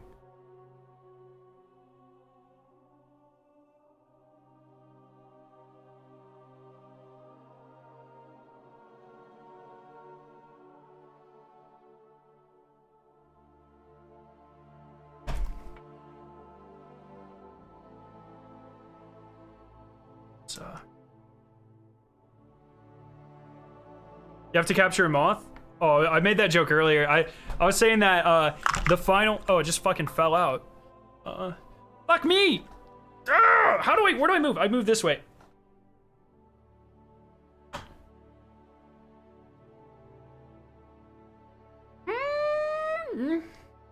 Nah, that's not it. It might be the other one. I'm not getting that one out. Damn it, now I gotta put that away. Okay, there you go. Cool. Yeah, I don't know. So I think it'll be something very specific though, because all these other things are like exact pictures of something. They're not representations of something. They are exact pictures of something. So I don't know. All right. Here we go. Most likely from a Forsaken pre-order bonus from GameStop. I have all of that. The pre-order Forsaken was a deck of cards. I have it, right? Like literally 2 feet that way. That's not it. They didn't put the D1 fidget spinner on here, which is disappointing. Or Destiny 2 fidget spinner. I've got that over there as well somewhere. Dude, my nose is fucking... All right, we're gonna keep going here. Embrace a new skin. I was at the Great Disaster when the Vanguard rallied its guardians against omens of doom centered on our moon. We used the same time. Wait. I was at the Great Disaster? I thought the Great Disaster was before Guardians existed. I thought the Great Disaster is why the Traveler sent out. Why the Guardians, or why the Traveler sent out ghosts. Am I just bad? No, because... No, it's not. No, it's not. Because Rasputin attacked.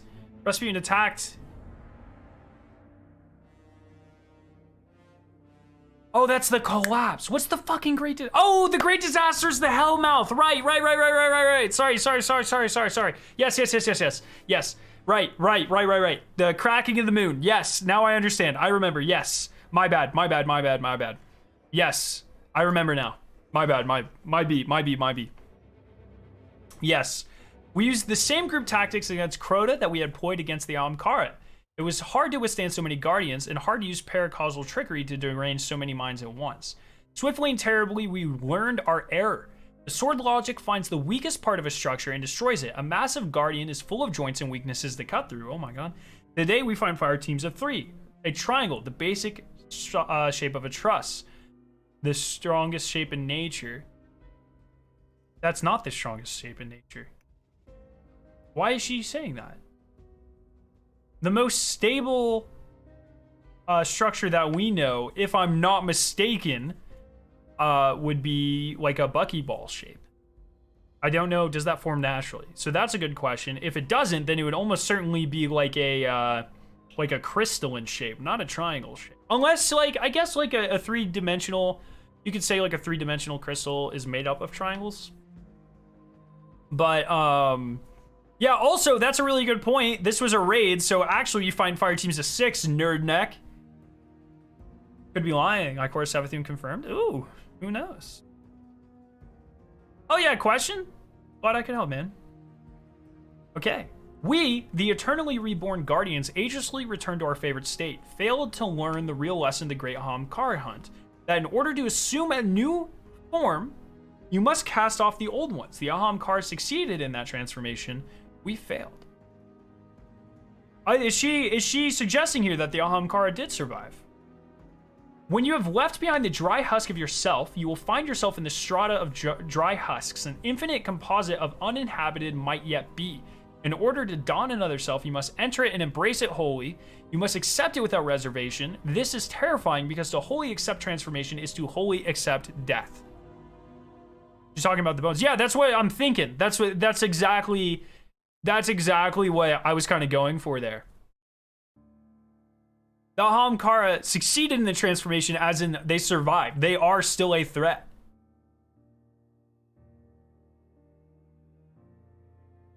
This is the confrontation with the ego death, the psych death, and the collapse of connections between mediotemporal and higher cortical brain networks. Its successful resolution comes with the understanding that there is no persistent self, only a set of rules by which we temper our own changes. That which does not change at all is dead. That which changes wholly explodes. We are the middle course. We are the place between dead coal and the blazing fire. What the? So far, which do you like better, the lore book or the Clovis? This one or so they're very different. I think like pure enjoyment, the Clovis one just had me like all over the place. It was brutal. I do like this one though. This is a very nice change of pace. I think this is cool. I'm not a big like philosophy guy. I am a scientist. I'm a polymer chemist. I dabble in the hard sciences. So a lot of soft sciences like philosophy don't really do it for me. I'm very skeptical is not even a great word. Like I'm very dismissive of a lot of like philosophies and you know, a lot of sociology, these softer sciences, where I see why they're, you know, important to whatever. But but they're just not my thing. Not a big fan of them, but this is very interesting, right? There's a lot of I think you can enjoy these things without. I see what she's saying, I see where she's coming from, so it's very interesting. Become the many. I was a solitary adventurer, but I had to become a leader and a teacher. I do not mean that I have become greater or gained a higher authority. I mean that I have learned to surrender my own desires in favor of acting for a common good. The needs of many impel me. This was not a balm for all difficulties, it created new problems. I nearly lost Officius this way. He was my complement, the strength to counterpose my weaknesses, and when I tried to become someone who existed for everyone, I left him nothing to exist for at all. Really interesting. I want more info on that. The path is not a simple one. I sometimes lose sight of which way is forward. This step is simple, which is why it's the hardest of all. When you have mastered the ability to escape yourself and then take on a new self, you will abandon the need to be a self. This is easiest for the Dawnblade, who understands the self as a perturbation of a field, like a vortex in water, a place of constant change, not separate from but continuous with the surrounding universe. For hunters, this step may arrive from a study of the natural world or from immersion in the human communities around us. For Titans, devotion to duty or the perfection of certain acts is the natural path. I must arrive at this realization. All must arrive at this realization. What's really interesting, this is the first time I've ever seen Ikora refer to herself as a Dawnblade. Like, we've seen her Nova Bomb and use Nova subclasses a lot. I think she might have used Arc in... I'm trying to remember.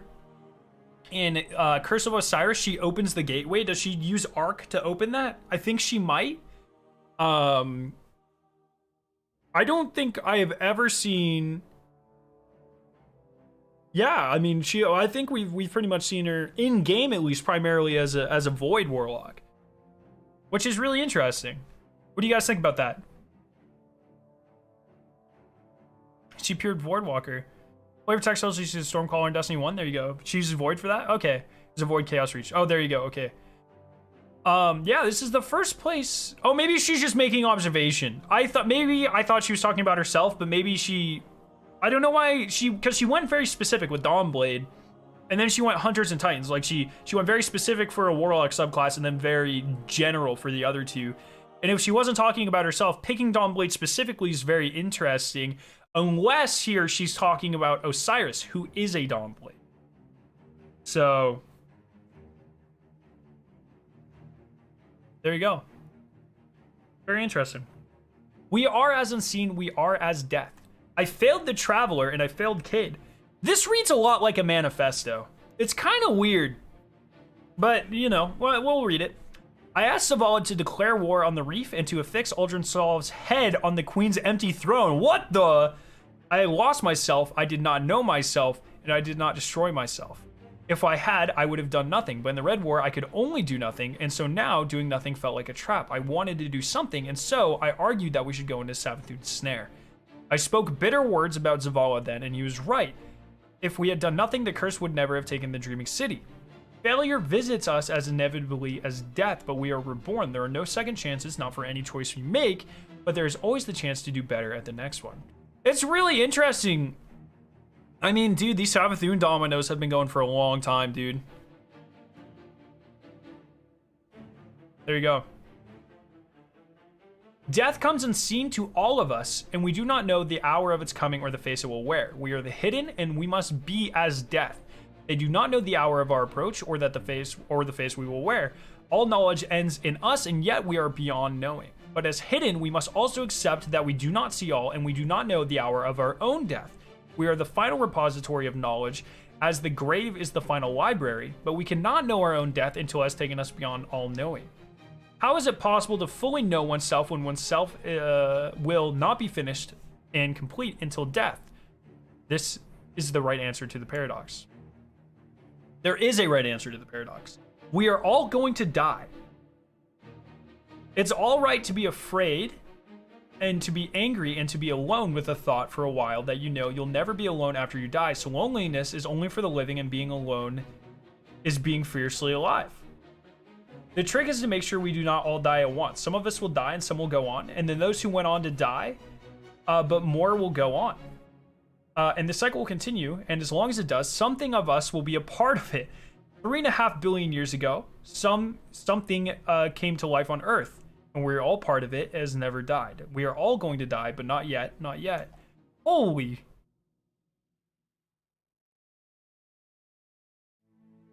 What the? Yes, better TTV works here. Yes. It does kind of sound like a manifest. It literally has chapters. As chapters, it's very call to action-y. It's very philosophical. This really just reads like a manifesto. Straight up. All right. What the fuck does that mean? Vanguard? Vanguard something captain? Oh, Titan. This stands for Titan. Or... No, it's not commander. So, yeah, I know what commander looks like. Yeah. So, Vanguard. I don't know what CINC means. But T means Titan because Warlock has lock here. So, Vanguard something. Captain. I don't know what... Yeah. We're looking specifically for CINC. Vanguard blank Titan. Vanguard blank Warlock. Tactician? Oh, communication? Commander-in-Chief? Vanguard to Commander-in-Chief. Oh, Titan, Commander Zavala. Yeah, I think you're right. Yeah, I think you're right. Vanguard, Commander-in-Chief, Warlock, Ikora. No, I think you're actually right. I think you're absolutely right. This is your latest move, Ikora. I'm hurt. Placing that stone at 6 times 24 is clearly suboptimal. You're going easy on me and I won't have it. Trust me, I have a feeling that will make it a more interesting game. If you don't believe me, put the game state into a Go engine.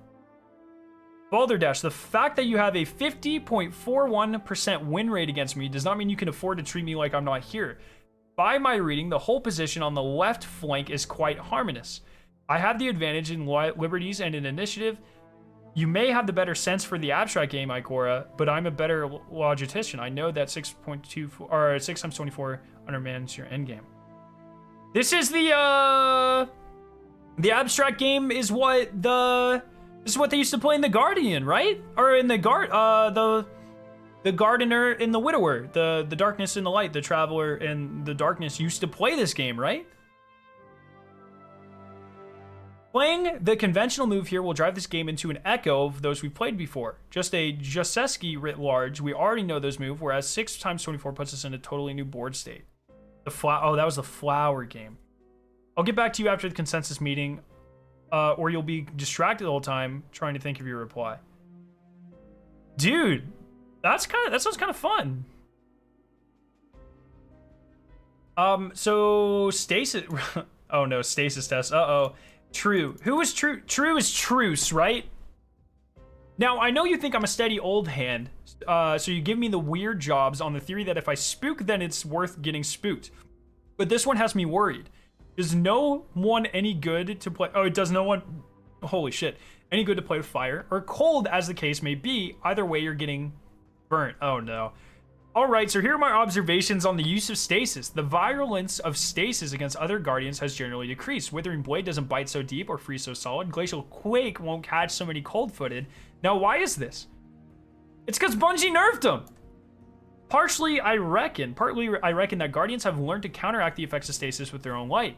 Eats what's cold and whatnot, but the experimentalists out there mutter that Stasis has a mind of its own, which is strange, right? Because they all insist that the darkness comes from within us, that it's part of them, some residual of the Cambrian explosion or whatever. The real darkness was inside of us all along. Which is it? Is darkness in all of us, or has it got a mind of its own? We need an answer to that question. Oh my gosh! This is great. They're explaining the Stasis nerfs. Yeah, dude, what the heck? Let's just say you're right, and Stasis has in some way changed itself. Why would Stasis weaken its effect against other Guardians? I'll tell you exactly why. Same reason a virus evolves into a strain that won't kill its host. People were turning against Stasis, didn't like it, what it was doing in the Crucible, so Stasis made itself nicer, so we'd keep on using it. If Stasis was better than what the Traveler gave us, then we wouldn't be able to accept it as just another powerful species of whoop-ass. We might get scared of it. But this is why it's nice and balanced. Everything kept in proper balance, and doesn't balance sound like a goal we're striving for. Bro, what? Chris Proctor? Is this you? I guess he's just the weapons guy. Who's in charge of the who's in charge of the sandbox team right now? What the heck is going on? Now, you asked me to keep an eye out for signs of cruelty among the Stasis users, but it strikes me there's a problem here. In the old days, we would call it statistical comorbidity, but maybe you fancy warlocks have some deeper understanding of the synchronicity or hidden concordance or whatnot. What I mean is, can we tell if Stasis makes people cruel or reckless, or in the best case, very bold? I see Stasis users who shouldn't have any kind of power, never mind Stasis. Oh my god, they're calling out casuals, bro. What the frick? And I see decent guardians who took to Stasis as an urgent necessity. It's the old question about Thorn. Was Dres corrupted by his weapon, or did he just need an excuse? Maybe Stasis really is just a tool. Maybe the only moral valence it has is what we bring to it. This is crazy, dude. This is insane. This book is just a Tawab? Yeah. Cowlick still refuses to examine Stasis crystals with her own unique senses. I'm not going to make her. Poor Ghost shouldn't have to stare into what hurts her. Best details she could get with the secular instruments attached. However, Cowlick is pleased as pinch to go over the results and come up with any theories. I'll leave the FLAC parametric analysis and all other numbers to her. Now, I do know something about viruses from my frontier medicine days. I know that gentler strains of a virus have the competitive advantage if they keep their host alive long enough to jump to a new one. This is actually really interesting. I mean, we're quite literally seeing this with COVID. Don't get me wrong. Like, this is still incredibly dangerous, but they do appear to be getting milder. Milder, once again, still incredibly dangerous, still killing a lot of people, should be taken very seriously, but they're more infectious, and they tend to, they have, for a large part of the population, more mild symptoms. A lot of illnesses do this. The Spanish flu from early 1900s, that's still around, and it's still doing that thing. So this is really interesting that they're writing this in the lore. I wonder if they started thinking about this lore before this. It's a really interesting comparison to Stasis, and it makes it sound like Stasis is paracausal. It's kind of nuts. So if we imagine Stasis as a virus, maybe even a virus with a purpose, limiting its virulence so as to get at the rest of us. But we've got to remember that a virus only evolves to go easy on its host when it makes it more successful. It's a myth that all diseases evolve to coexist peacefully with us. A virus will crank its lethality up to 99 so long as that viciousness also lets it reach a new host. Yep. I mean, you have things like Ebola and stuff like that my understanding is do pretty much this. If a virus could also make people explode like rotten balloons and infect everyone nearby, a virus would do it. Viruses don't give a damn for anything except for making more themselves. They certainly don't give a damn for their own long-term viability. They're too stupid to think that far in advance. So keep that in mind when it comes to assessing the safety of Stasis. After all, it is a power we use to exploit each other like rotten balloons. And keep in mind that also a virus isn't evil. It just wants to exist. If there really is a distinction between Stasis as a power and the voice in those ships, if one can be separated from the other, then maybe Stasis isn't intrinsically corrupting, or maybe it is corrupting, but only when it's tied to the voice behind it. Maybe we can wrest it free. Who knows? Not me. Truce out. Wow. Wow. Message end. Wait till Scarrow gets to the Fenchurch chapter. Oh no, dude. This is a lot of lore, man. Holy. Okay. Me.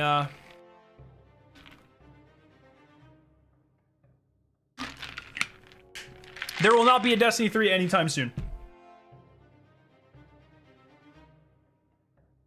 I think it's also important to, they're talking about viruses like they're cognizant, but keep in mind, viruses aren't even considered to be living things. Like, it's all selective pressure, it's all natural selection. So we talk about it like it's cognizant, but it's not. And so I think that's what they're going for with Stasis too. Like, I think Stasis is like a virus, or in this scenario, but it doesn't think.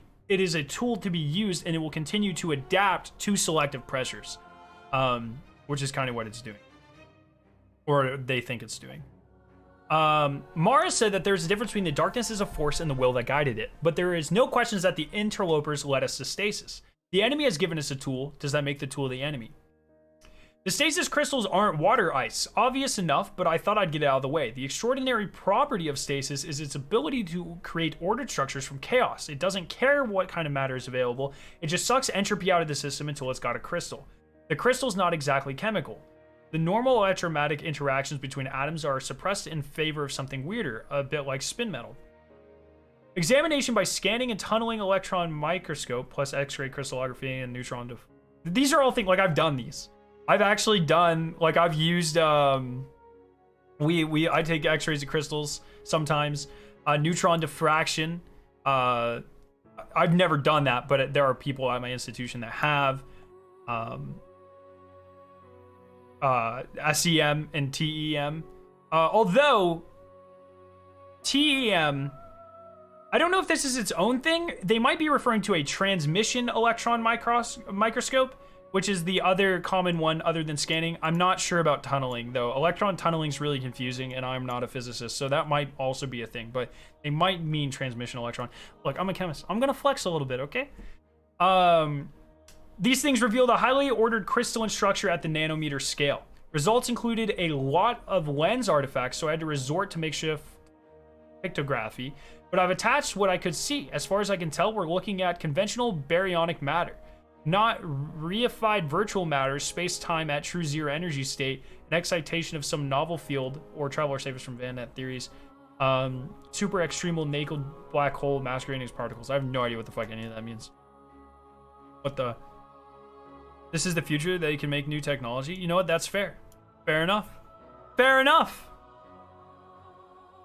AFMs are dope. I have done that. So we use that for like polymers sometimes. So I've had classes where we'll make like block copolymers and AFMs will show the different blocks and stuff. Pretty cool. Now I'm a little disappointed to discover that the super vacuum hypothesis is out. Quantum physics says it's impossible to know the exact energy state of a volume of space, and zero is an exact energy state, so it's physically illegal for a volume of space to have zero energy when observed. That's why we get random virtual particles popping in and out of the void. They're created and destroyed by the energy of emptiness.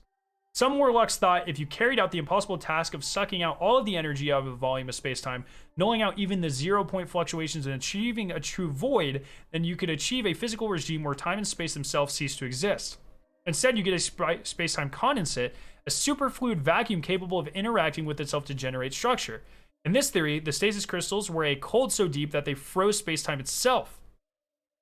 It had a certain elegance, but either the true void does not exist, or it is not here attained, or I'm just misinterpreting this data. The crystalline structure of stasis materials is both spatial and temporal. It forms ordered patterns in 3-dimensional, and those patterns evolve over time without outside energy input. I've tried bootstrapping several models, but when I compare the predictions to the actual behavior of the crystal, the R factor is always garbage. I don't have the equipment to open up the... I have no idea what that means. Speaking of... Sorry. Maybe I glimpse in the paracausal truth of the darkness and start dividing in half till you have full planet of Calyx and Truces all complaining. What the? There's some funny stuff going on within the crystal structure. Low-range multi-particle interactions that might require paracausal intervention to sustain.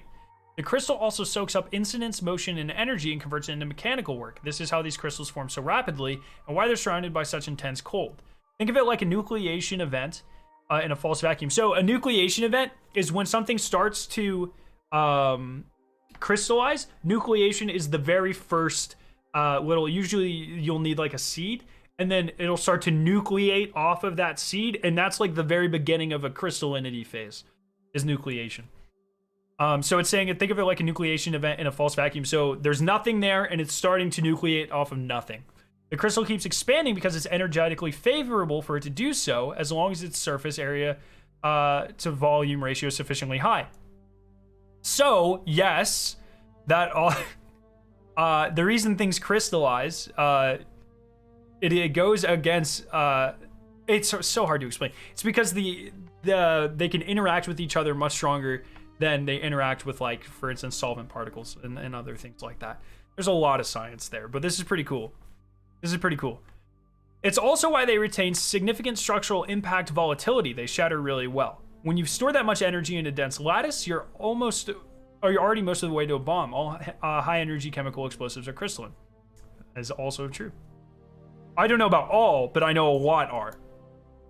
I mean, yeah, you think about like C4, you get more or less explosives depending on how crystalline it is, and things like that. So there you go. This is really cool. The actual structure of the crystal is hard to characterize. The mass has some spooky quantum characteristics, behaving like a superfluid condensate complete with vortices. So it's hard to get information on specific areas, and you get domains of crystals behaving as single particles. Holy fuck, bro. They really did their homework for this. By poking random spots, I've got the idea that the crystal is composed of different isomer territories which compete along their boundaries to recruit each other. The isomer domains also generate mutants within themselves, which spread and take over. They have superior... I have no idea what they're trying to say there. I've even seen insisted laboratories where mutants compete before winners breach the barrier and spill into the surrounding lattice. Are 3 queens in action again? Now, if you're up on your theory, which I am, you know that crystal structures are closely tied to symmetry groups, yes, which by Noether's theorem are mathematically equivalent to conservation laws. They're descriptions of the way you can transform a physical system without breaking the rules of that system. All those old kooks were right. Crystals are the basis of reality, sort of. It was spontaneous breaking of symmetries that created our universe, random perturbations that cause uniform fields to depart their symmetry, but unstable initial state and settle into one of many possible configurations permitted by the law of physics, like a ball rolling down the symmetrical peak of a fashionable sombrero and settling somewhere on the bridge. So that's high-level cosmology. But at the lowest levels of condensed matter physics, the crystals we're looking at here are a product of the same spontaneous symmetry breaking mechanism, matter cooling down abruptly generated structure. What I'm getting at here is that the stasis ice produced by the same mechanism that created the entire universe from nothing. Cold orders from hot chaos. Wild, huh?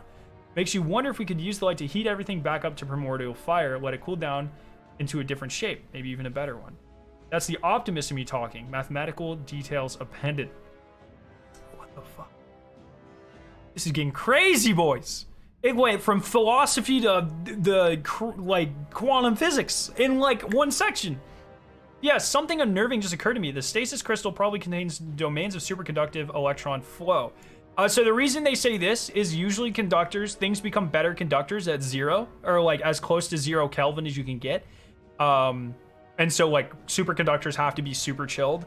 And so I presume, and things, yeah, like things like graphene are really good conductors, especially lower temperature. So I would, I suspect that's what they're going for there, just because stasis is so cold, there's no kinetic energy.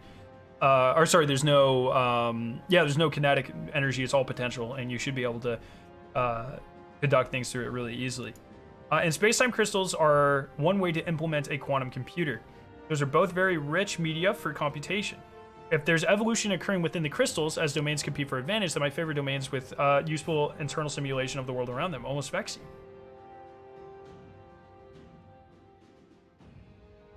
Do we know what stasis is composed of? Yeah, they said earlier that it's literally any matter it can get its hands on. It literally crystallizes anything. It doesn't matter. It's made up of everything in the vicinity.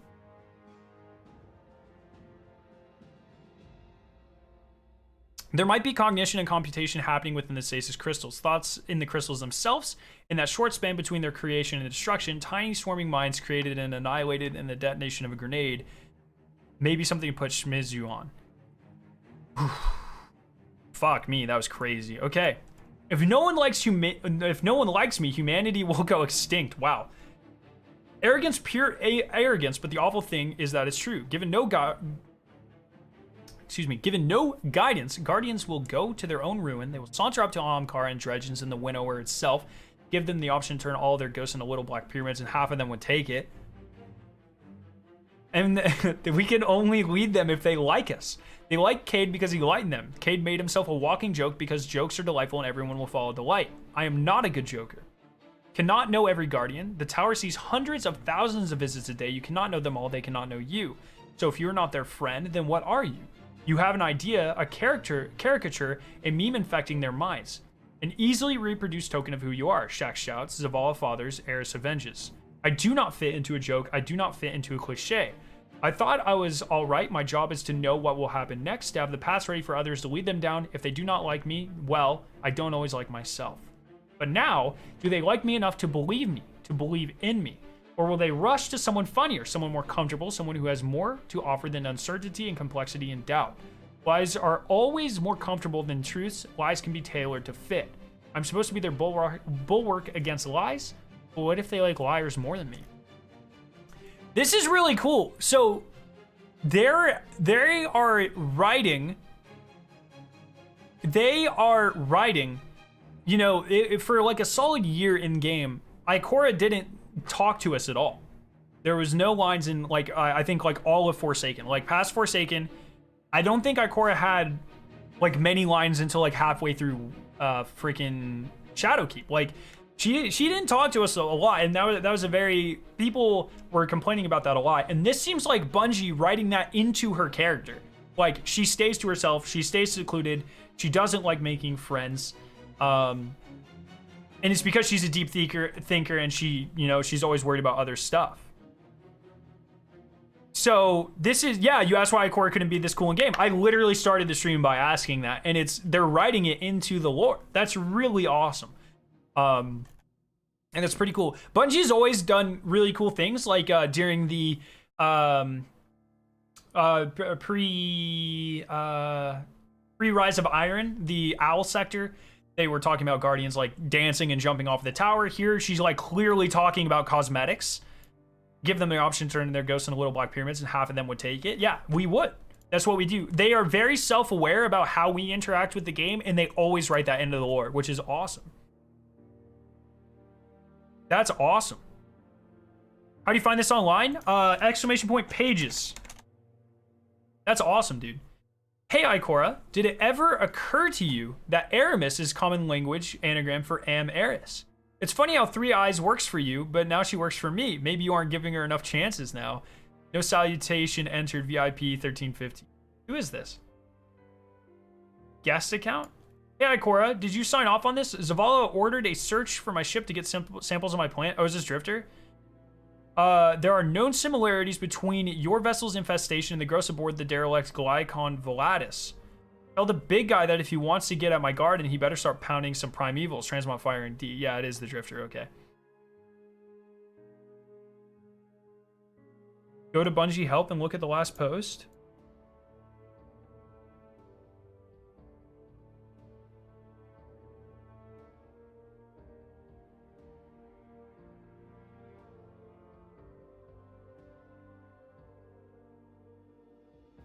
That's not a big deal. Hey, Ikora, I hate ice planets. Nothing good ever happens on an ice planet. You can't even burn guts for heat when there's no air. You and I used to push the edge of the map, remember? My crew ended up past Neptune exploring dwarf planets full of monoliths, but you, now that you're one with the in the tower, collecting the reports, making the maps. I always wanted to say I admire you for throwing everything behind the hunt for Prince Uldren. At least you know. Oh, he spelled Uldren wrong. Prince Udon. Unless that's someone else? At least you know how to stick up for your crew. Catch you soon, no man.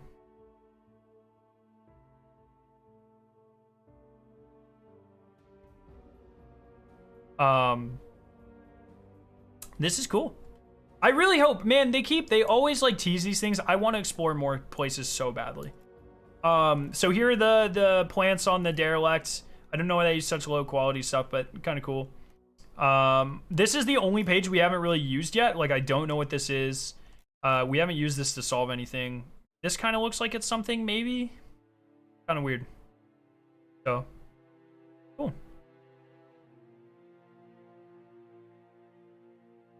So there you go. Dear Ikora, I'm a low-power guardian, a big fanatic of your work as Warlock Vanguard.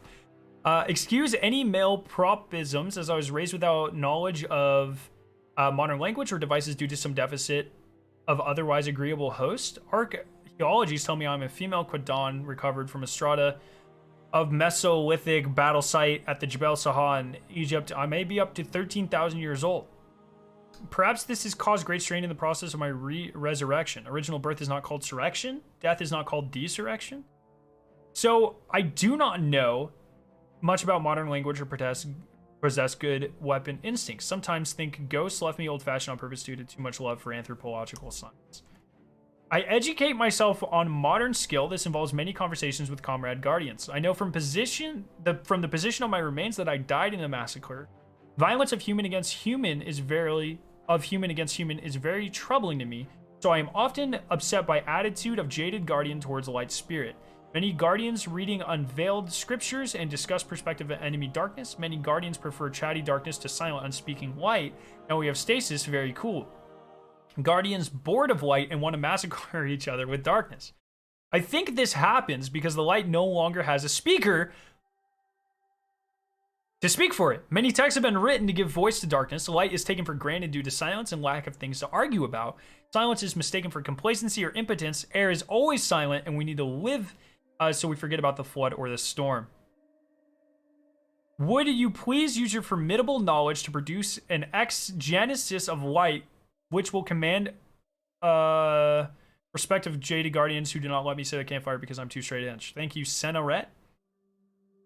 Check Egyptian warlock helm from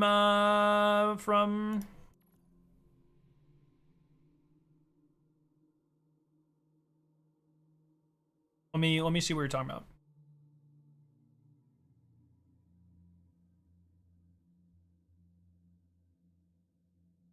Dude, she called for a speaker, bro. You guys see that?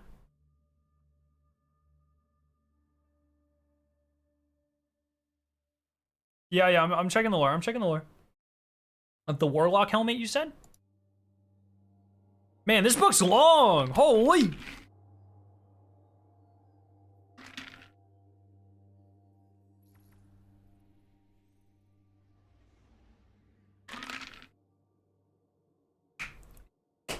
Immediately thought of me when I read that. Read what?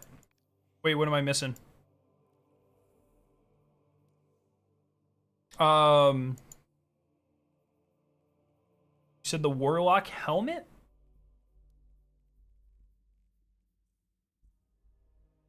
How is Trials not endgame? What the? This one? Or on this? Don't you find it strange that the one called the speaker rarely has anything useful to say? Is that what you wanted me to see? Oh, the speaker.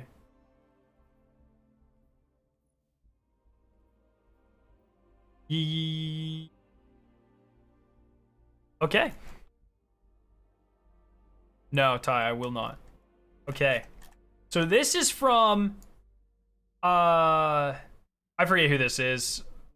Honor? Is that the name? That was the warlock that visited us in the season of the Drifter, right? Honor? Something like that? Honor, cool. Okay. To be a warlock is to understand true power. You said that. Do we as warlocks truly understand stasis? Do we understand the long-term implications of tactically permitting the use of darkness? The answer is no. Our enemy's short-term planning horizon is millennial. By the time we recognize our damnation, it will be too late. We are not gambling with human survival. We are surrendering it to the enemy. You have questioned my purposes before, and I've questioned yours. So let me do so again. I've seen ghosts, not just guardians, but they're ghosts who spit at the name of the traveler. Have they freely chosen to turn against the light that made them? If so, this is dangerous. Or have they turned out of loyalty to their guardians? If so, they are victims of abuse. Why do we allow this? Say no more, say this must end.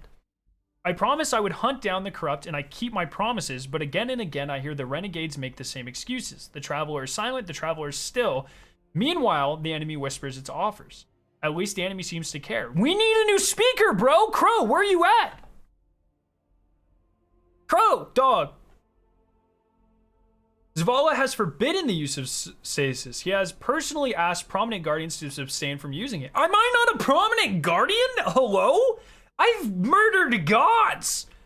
He's been ignored, mocked, and diminished. Oh, maybe he did ask us to use it and I just forgot because I'm ignoring him. Yeah, all sanctioned punishments of rogue stasis using guardians have been kept covert. When will we be allowed to make open arrests? Are we now afraid of rebellion by our own guardians? Isn't that proof that we should have acted sooner? This began with that groveling possum, the Drifter. He did tell us not to use it? Fuck. I'm literally living proof of this, I guess. We let him acclimate our guardians to eating from the metaphysical garbage bin in the filth and folly of the dark. You have written philosophies on the warlock disciplines. Where is your exegesis of stasis? I thought you would be the first to call its blatantly manipulative manifestation as a sparkling crystal. It is obvious that this toyetic elemental aesthetic is meant to set guardians at ease, to exploit our... Fuck, there's a lot of reading. Brutal, thank you for the sub. To exploit our comfort with ideas of the light as fire, lightning, and shadow. Ice is an easy and natural opposite to fire. It carries a suggestion of proper symmetry, and the way stasis was just given to the fallen, obvious attempt to provoke jealousy and competition. It is easy to pick up a weapon your enemy has already used against you. Turnabout is fair play. If you give enough credit to stories of alternate timelines, then you know Eris Morn is capable of betraying and destroying humanity. Are we gonna do nothing to prepare? Are we gonna ignore her slow shift to an attitude of absolute rejection of darkness, to a wary acceptance of stasis as wintercraft? What do we do if she goes further? I show the rest of the world only iron certitude, but I have nothing but questions for you. Do not make me fight for the future of Guardians, and we all guard by sending you unanswered memos. Ikora, what are we doing? If you believe the unveiling text, the Traveler made a gamble on us. It said, here I wager that, given power over physics and trust of absolute freedom, people will choose to build and protect a gentle kingdom ringed in spears, and not to fall to temptation and not to surrender to division, and never to yield to the cynicism that says everyone else is so good that I can afford to be a little evil. Aren't we failing that trust? Tell me you haven't used stasis. Tell me you haven't. Damn, dude, that's actually like, they're going all over the place with this lore book. They're getting it, dog. Hey, Scare, the last entry in this book is from the Guardian writing to Ikora is based on real history. She claims to be 13,000 years old, which roughly places Destiny timeline somewhere around. Oh, interesting. Interesting. I'm working on something. Eris deserves our grace and our trust. She's been through so much. Once she was only driven... Oh, sorry. This is from Ikora as a response to Anor. Once she was only driven by revenge. Now it is the possibility of fellowship that sustains her. Do not take that away. Response to that. It is not a question of her deserts. I'm a praxic. Practically speaking, I can't ignore a possible threat. And you didn't answer my question. Ikora responding. If you can't trust me, you can't trust anyone. Let's speak of praxis. As far as we know, the darkness has defeated the Traveler in every previous encounter for the entire lifespan of the universe. The only difference this time is the presence of Guardians, and we've been entrusted with the power to make our own choices. Maybe one of those choices is to do what the Traveler cannot, to find balance between light and dark. If this is the last battle, the final stand for the fate of all creation, we cannot afford to ignore possibilities. Response to that. That's a good point, but if finding a balance is key to victory, why is our enemy so eager to suggest it to us, and you still haven't answered my question? Ikora, of course I haven't used it. I need to be flawless as a leader. I need to be twice as good, twice as often. I can't afford an indiscretion like stasis. I think, chat, I wouldn't be surprised if there was a moment in Witch Queen where we see Ikora use stasis, and it's like a big thing. And it's like a huge thing. Or even maybe like leading up to Lightfall. I wouldn't be surprised if she, you know, they're really setting her up on a pedestal as like an unwavering type of leader. Maybe Zavala dies and Ikora loses it. And she just like, I can see like a, you know, sort of like a Star Wars 3 where Anakin kills Count Dooku, like kind of one of those moments where Ikora just loses it, like just goes stasis berserk mode and just beats the shit out of someone, dog.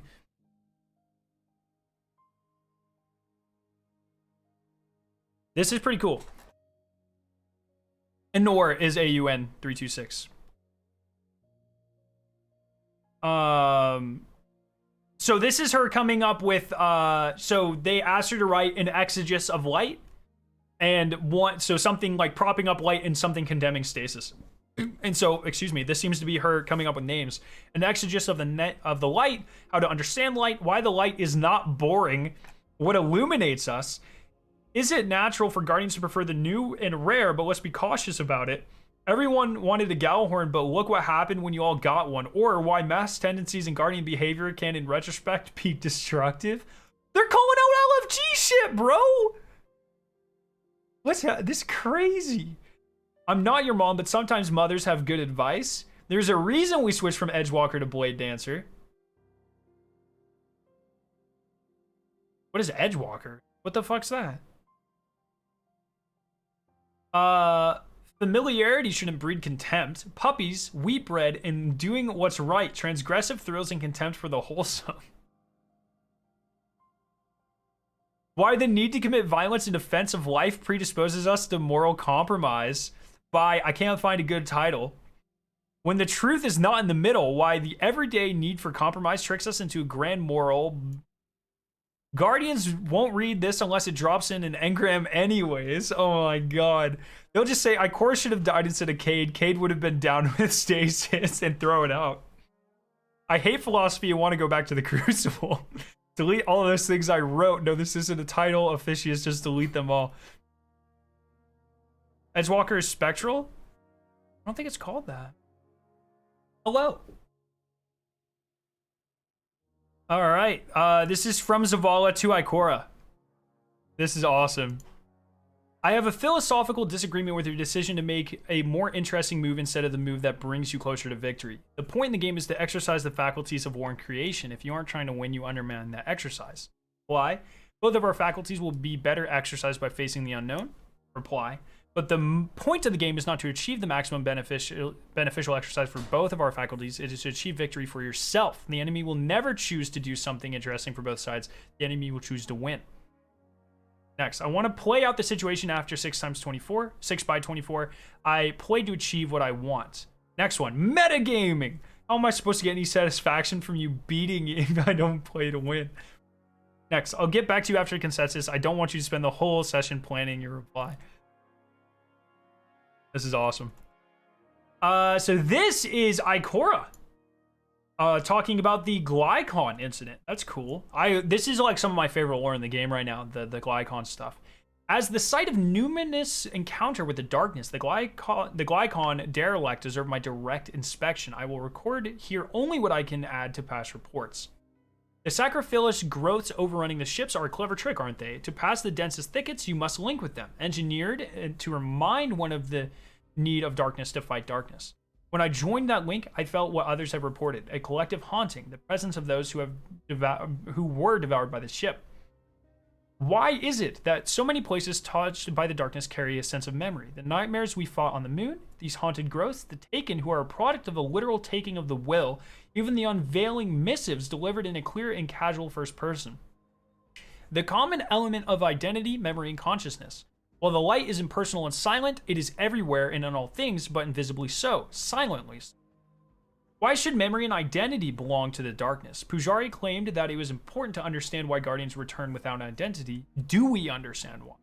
If memory and identity belong to the darkness, does darkness itself have an identity, a personality, a voice? Is it the same voice as the darkness itself? So this is really interesting because the only time we have actually seen an entity of the darkness was us in the Shadowkeep ending cutscene. The only identity we've really seen of the darkness is a reflection of our own. Very interesting.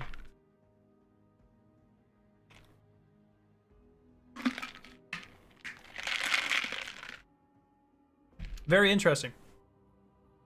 Savathun in her Osiris mask personally oversaw the first expedition to the Glycon. Why? What did she gain? Was she confirming the success of a game against Callus and assassination by proxy? Listen to the comments she made. Those spores are harmonizing with the nearby concentration of darkness. How casually she speaks of the darkness, like it's another substance to gather and pump. Did she mean to trick us into treating darkness instrumentally? Just fluid, black ooze of evil?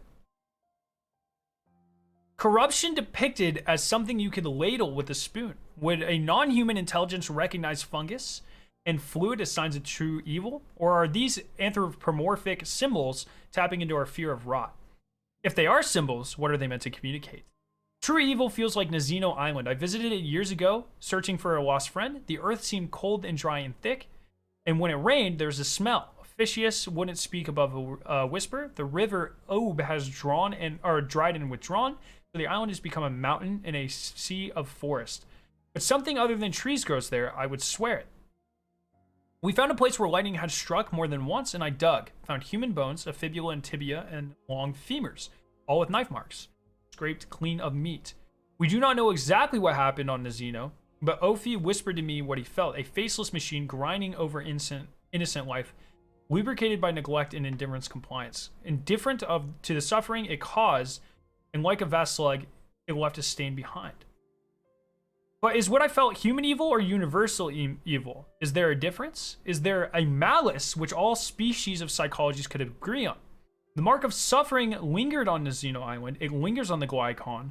What makes evil stay in a place? By what media, in what ink or bile is that evil written? Since all about memory, it's worth noting that Eris section of Truth to Power. Oh, yeah. There we go. 2 more hours for a possible second part of the ARG. I'm not going to bet on it, but it would be really cool if it started. I doubt it, though. The mark of suffering lingered. Oh, I already read that. Sorry. What is easier to remember, happiness or suffering? Which stains deeper? On the moon, we met only nightmares. Do only nightmares linger? Ha, maybe the answer is right beside me. We're all haunted by our own good ghosts, aren't we? The documents found aboard the Glycon attest to Callus's belief in a presence on the far side of his contact ritual. An observer. Is there a wielder of darkness as we are wielders of light, one or many? When Oryx called his darkness down into an ogre to speak with him, was this voice that answered? Mars says there's a distinction between darkness and its chief exponent. A single dominant wielder would suit the ideology of the darkness as expressed in books of sorrow and the unveiling missives. One leader has either extinguished or subjugated all others, winnowed them down to only the most necessary and effective form. We are many guardians in complex plurality of light against one dark agency. And it's really interesting how they're doing that, right? Like, light builds you up, makes you like more, and yeah, like darkness really, especially like taking and stuff like that, really it makes you like a single unit. Like it's the opposite. Very, very interesting. Very, very cool. Nazino Island is a place where the Soviets did something terrible. Oh, really? Fuck it. Nazino.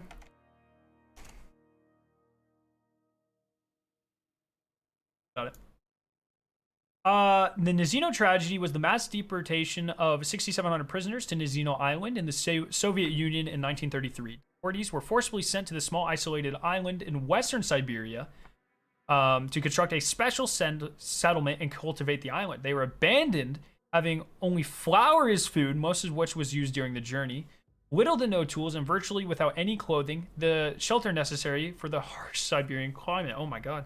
Those who attempted to leave were killed by armed guards. The conditions of the island deteriorated quickly and resulted in widespread disease, abuse of power, violence, and cannibalism. Within 13 weeks, over 1,400 of the deportees sent to Nazino Islands had died or disappeared, and the majority of survivors were in ill health. It was virtually unknown until 1988, when investigations by Memorial began during the Gulag Gnosis reforms in the Soviet Union. The events were popularized in 2002, which reports of a special commission by the Communist Party of Western Siberia were published in Memorial. Wow. That's crazy, dude. I've never heard of this before. So there you go. In the face of this malignant, and continuous suffering aboard the ship, Catabase's ghost Gilgamesh gave up on his guardian. It demanded. If you haven't read the lore about the Glycon, by the way, it's fantastic. It demanded to be destroyed as relief from the pain of a hopeless existence. Catabasis was, I never read that out loud before, was left to suffer an unspeakable fate. We're all familiar with the stories of lapsed or mistreated ghosts, whether from the Dredgens or from personal encounters with VIP 1315 and the sadly departed Ashermir. Who's 1315?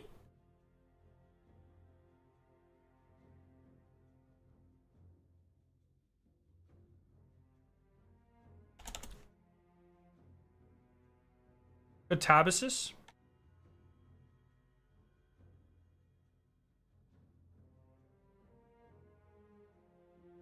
Oh, it's Oryx.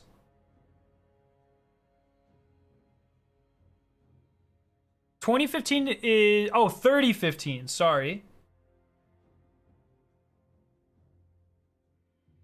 I don't think we know who it is.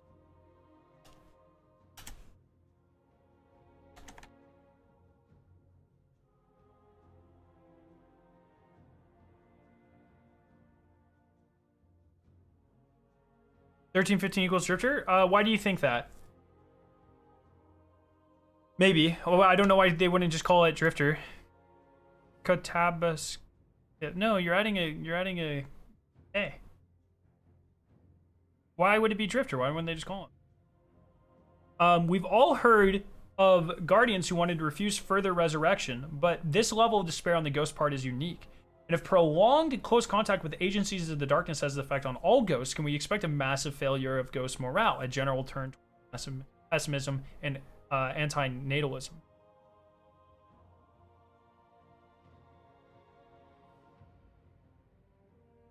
Drifter's logs from earlier?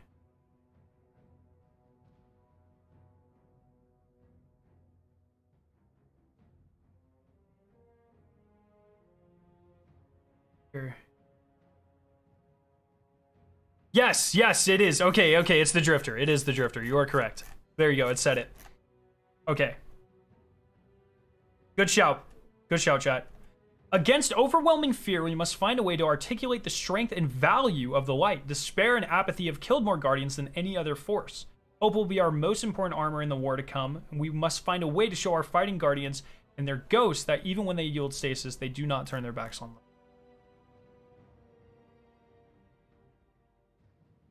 Dear Ikora Ray, this is from Shaxx. I am the Crucible as his designation. Champion, dear Ikora Ray, champion of the Crucible, memorable pain in my arse. Resenting my voice as I dictate this, my ghost forbids me to incinerate myself so I can return with a fresh throat. Guardians did admire that trick. They called me the Bellowing Phoenix. Reborn in fire to shout again. You wrote to me about ghost morale in the Crucible. How do the fretful things stay happy when their guardians die so much? The truth is, Ikora, the Crucible attracts those who have a tolerance for fat lips or burnt fingers. The ghosts are not bothered by their charges and annihilation so long as it's all in the game. But I did notice a change in the tone of Crucible when I let my natural enthusiasm shine through. Reprimands were not encouraging the improvement I want. Even the audience felt sour and sad when I chastened a newcomer. The answer was behavioral therapy, accompanied by a course of nootropics to promote neuroplasticity and fight depression. By the end of the sessions, I was battering straight through the walls of the clinic in my excitement to show the world who I was. I visited city hospitals and helped children learn how to squeeze the illness straight out of their own shadows. I once headbutted a probability kiln so hard that it produced a live Cabal Centurion, which then I arm wrestled into submission. When I brought my new excitement to the Crucible, I delighted my players in the audience. What the heck? We all have our fears and regrets, certainly. Have I ever told you about my night of passion with Queen Mara Sov? The passion we shared was Pothos, the longing for freedom. This was before Oryx and before my own renewal. I long for freedom from my duties. She longed for freedom from her doom. The Tempest is a place saturated with the yearning of freedom. It is also concerned with the relationship between the master and the servant, and when I had finished reciting it, Mara asked me to tell her stories to one servant who she yearned to meet again as an equal. Sir Ido, the woman I named Tempest. I told her stories of my friendship with Sir Ido and her great bow. Mara told me of the lost distributary to Sir Ido's quest to assassinate her in revenge for the Diasrim. I challenged obvious lies in this story. The Sir Ido I knew, Dragon Slayer, whose arrows pierced illusion, would never have hesitated to kill no matter how beautiful her target. How could Seer, who have shrugged off talking gods as nothing of her concern, have also been a fanatical servant to this Diasrim who cared only for lost divinity, inconsistent and therefore a lie? Mara was delighted in my disbelief. She told me she would tell me the truth about Seer if I would only take off my helmet, so she gazed in the eyes that I'd gazed so often on her beloved. You know what Pothos is another name for Asphodelia, the white flower of the awoken? The white flower of longing. Ikora, here's a question I long to have answered. Why did you leave the Crucible? Oh my gosh. Dude, I don't think Shaxx... Oh, this whole time we all thought that Shaxx hooked up with Mara, but he didn't. At least this to me reads like he didn't. They were just chatting about her ex, bro.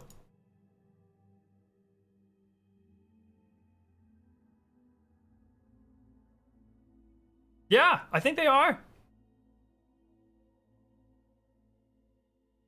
This is Ikora 2 Shaxx. Asphodelia is the flower from the Black Garden? Oh, is it? You and I both know that Crucible I fought in was darker and more dangerous than the games you run today. Remember Thalor? The truth is that I could not afford to be both Warlock Vanguard and Crucible champion. To fight in the Crucible, to show the whole world the limits of your power. I could not afford to lose and be revealed as limited, but more importantly, I could not afford to win. What would they say if they knew what I could really do, the danger I could be? All right, this is Fenchurch. Fenchurch reporting in. I guess Neville might be his ghost. I was finally able to sit Eris down for a few minutes and ask her about the vision I experienced on Luna. In short, I saw VIP 704 tending to Eris's wounds in the wreckage of the destroyed vessel. All right, now we got to look up who that is.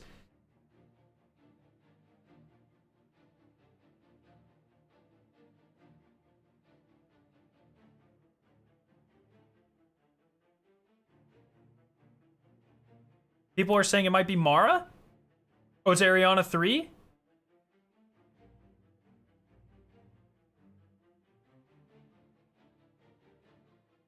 Boon's saying it's Mara as well.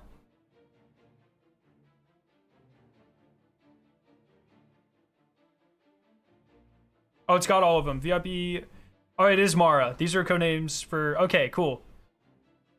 So 2014 is us. 2015 is Oryx. 101 is Stranger. 704 is Mara. Okay. Okay.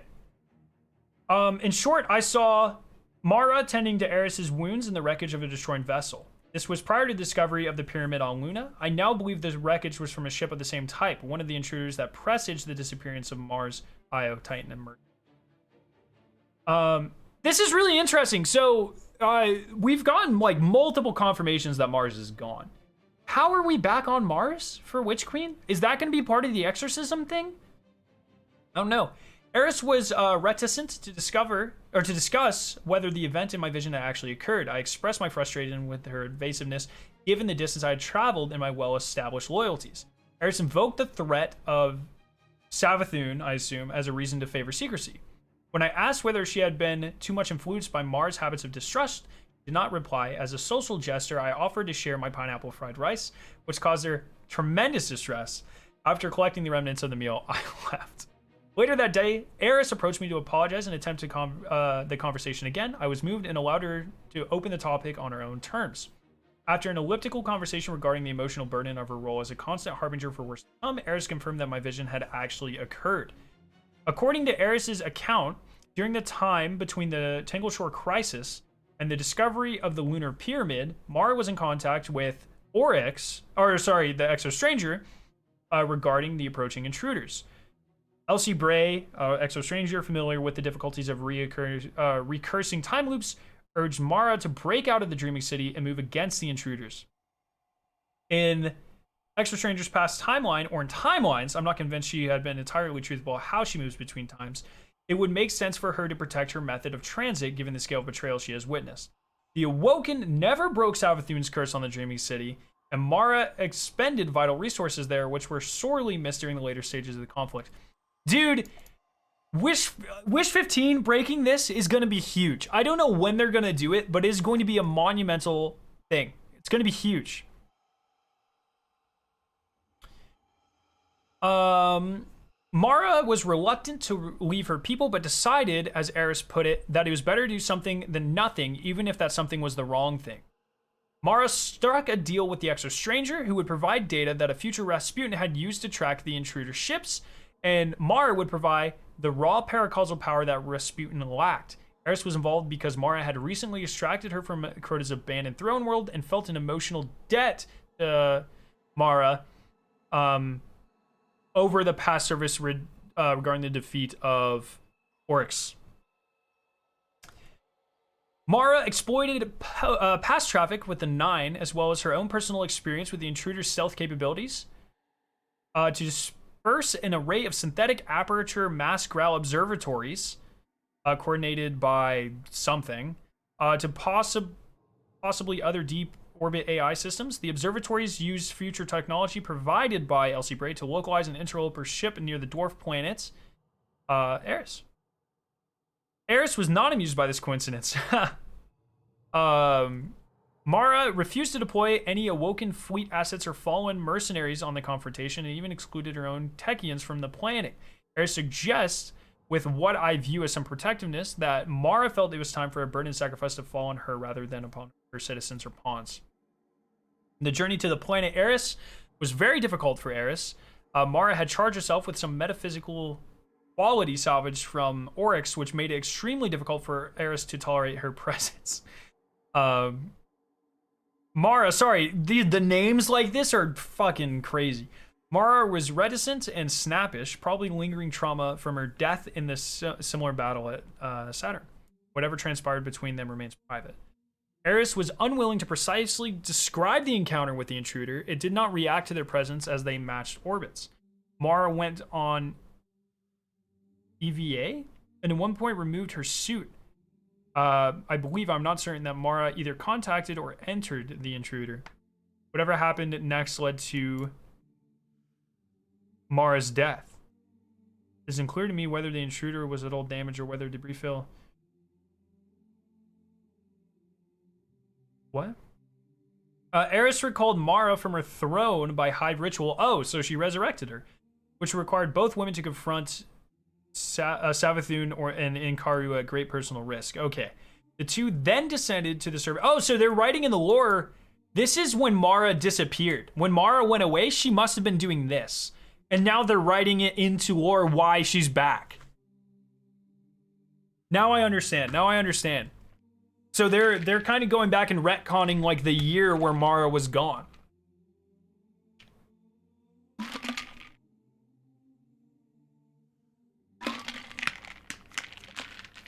The two just then descended to the surface of the planet Eris to explore the wreckage there. There was an incident, or it may have been an attack, or an accident caused by volatile debris, or the interaction between the exoplanet Eris, frozen methane surface, and Eris, the person, was badly wounded. Although Eris has techniques to survive the hostile environments, they were disrupted and she was exposed to near vacuum. Mara deployed a shelter and treated the wounds in what I interpolate as a moment of reconciliation, perhaps genuine tenderness between them. Eris attempted to show me a scar, although I declined. At this point, concerned they might not survive to make a report, Eris imprinted a log of their journey on a fragment of debris and transmitted it to the moon via a hive manifold, along with a compulsion for any lesser hive to bring the fragment to a guardian. This is how it came to me. I'm left with more questions. Was the presence of the debris field on the surface totally unrelated to the ship in orbit? If it was, did Mara destroy it? And if so, why does she not share this capability with us? Faced with skepticism and distrust of so many guardians, a distrust that has persisted despite Exo-Stranger's reports and multiple possible futures, Mara died fighting alongside our forces in the final reckoning. Surely Mara would want to advertise her victory. If she did destroy that pyramid ship, was it a one-off event? Will she be unable to reproduce? Or that she will be able to unable to reproduce? Perhaps she has to physically contact a pyramid to destroy it, and the pyramids have now rendered this impossible. Or perhaps she approached the disguise of Oryx, a disguise that is now compromised. Eris remains a difficult and unscrutable ally. No, Mara. It's really hard to... Holy. Mara is a thorny problem. Understand that she sees herself as a queen on a chessboard. Opposite her stands Savathun. They're in a war of understanding. Who will get the truth on the other first? In this war, honesty is fatal. Giving the enemy accurate information about you helps remove degrees of freedom from their model of you and helps them come a little closer to perfectly predicting you. Savathun would delight to see Mara taken. Mara would certainly see Savathun dead and extinguished. Secrets and encryption are central to Mara's philosophy, and so too to the entire awoken consciousness. She's the Lucifer, their Melektos or Fenor, the one who led a bloody exodus from heaven to fight for the mortal world. Remember the words of their scripture. Creation is built on secrets and encryptions that keep those secrets safe. If Mara botches her endgame against Savathun and against the entity that she believes rules in the darkness, all of the sacrifices she made will be for nothing. And she knows, thanks to Elsie, that in many possible futures, her sacrifices were in vain. She knows she was betrayed by her own friend Eris. You see why it's so hard for her to trust? She entrusted her very life to Eris, and yet even Eris turned against her in one possible world. Yeah, well, they are suggesting that Mara is a lot more powerful than she lets on. I mean, keep in mind, she has a throne world. She at least has some of Oryx's power. It makes sense, right? Yeah, man. Broken pyramid in Savathun's throne. Oh, maybe. Mara will never tell the truth when she can afford to lie. She will never act directly when she can afford to move a pawn. But the opposite is also true. She'll never lie when she can afford to tell the truth. She just rarely considers herself to do so. If your enemy knows how the bomb works, then they can disarm it. I believe Mara has begun to consider that she may not be the prime executor of her own endgame. She may just be one component of the bomb, a payload or timing device. At the end of her journey, she is necessary but not sufficient. She can no longer fight alone. Yo, Melina, what's up? Mara's like as powerful as us? I think she's probably more powerful. Well, no, actually, I guess that last sentence suggested that she will need us to execute her plans at the end. All right. This is from, oh, I forget his name already. Or her name, Chalco Yong? Is that right? Chalco? To Ikora. Oh, no, from Ikora to Chalco. You can say... I doubt she's more powerful than us. Yeah, it kind of just said no. I'm all right. I'm doing very well. Thank you for asking. I'm just vibing in the lore. We're like just over 2 weeks from Witch Queen. I'm shaking. I'm so excited. Going pretty cool. You can say, hey, friend, if you really want to. Not in public, though. Without a proper chain of command, we have to get by on respect. You asked me, what do we call this sense ghosts have for the nature of the dead? So this is referring to the very first part of this lore book. In Warlock studies, the customary term is insight. I've also heard scrutiny, and among our more worldly hunters, the weird eye. I asked Officius what he said. He thought of it as congruence. I like to call it determination. It means so many different things: fate, contingency, judgment, persistence, and struggle. Ghost sight is determination. It wouldn't be a friendship if it stopped when we don't talk about it. I don't think the Sunyata principle involves apology, but I feel you're hurt that I haven't made enough time for you, and I haven't made time for most things. All of my time is spent trying to answer questions. So many people want answers from me, and I have no certainty to give them. What am I if not a source of certitude? What am I? Nothing. But it is good to be nothing, isn't it? It is good to rise above the demands of the world so we can act without compulsion. Only what if it is an excuse? What if the act of destroying myself and making myself void so I exist unmoved by the demands of the world and in contact with transcendent truth is just a cheat? What if I am just absolving myself spiritually of my responsibility to do everything possible to protect what little light in life remain? Holy yo, Juan, what's up, Jack? Do you think the moth is likely the monster to talk about the Game Informer article or empower certain hive or try to... Do you mean the moth from this? Like the picture of the moth? No. Keep in mind, those are pictures of things you can scan. You can't, like something in-game isn't going to have an NFC chip.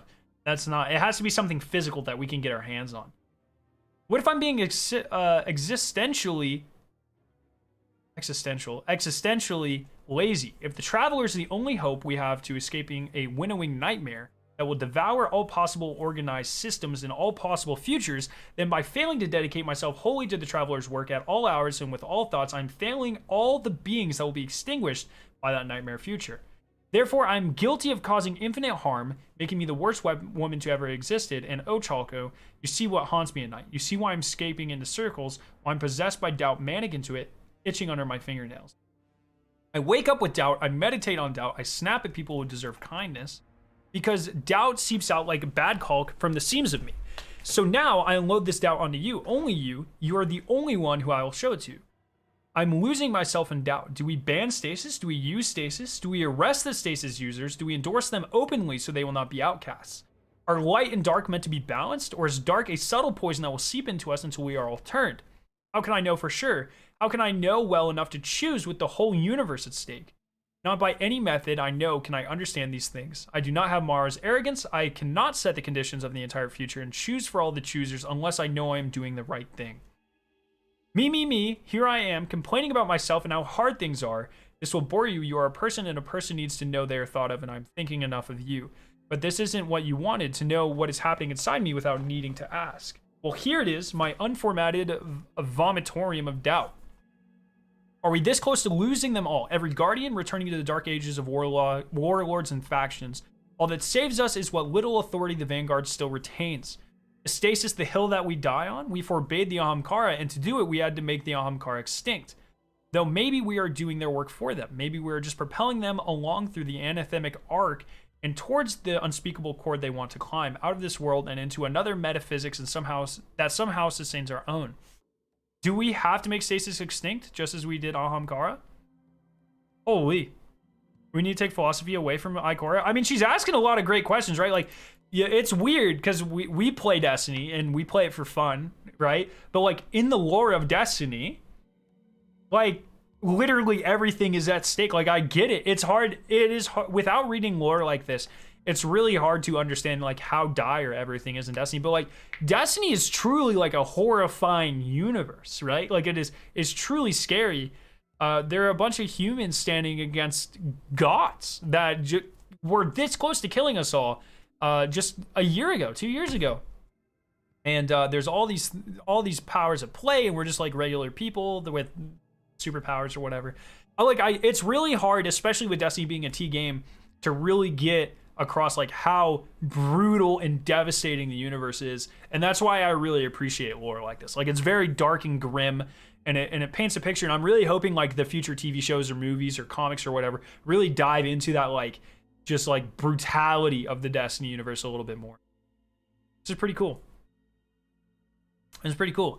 I stop myself here. I remind myself of what I know. The popularity of Stasis is a direct result of the structure of power, a system we built here in the Vanguard to incentivize our guardians to respect and obey.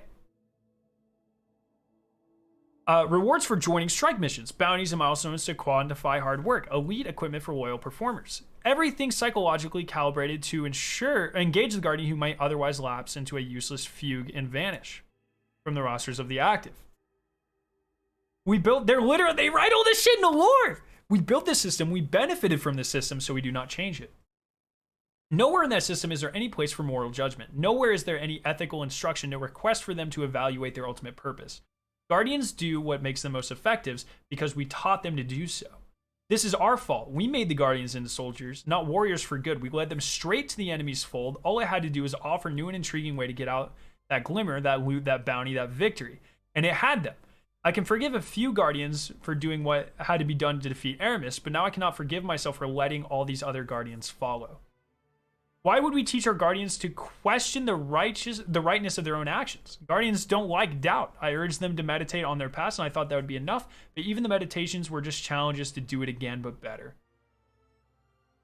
Wow. So she used to be able to play the story missions again at Ikora. They were called meditations, and yeah, people would like speedrun things.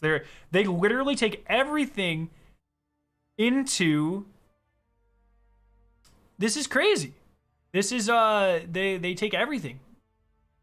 That's awesome. Yo, Brendan, what's up? How are you doing? Where was I?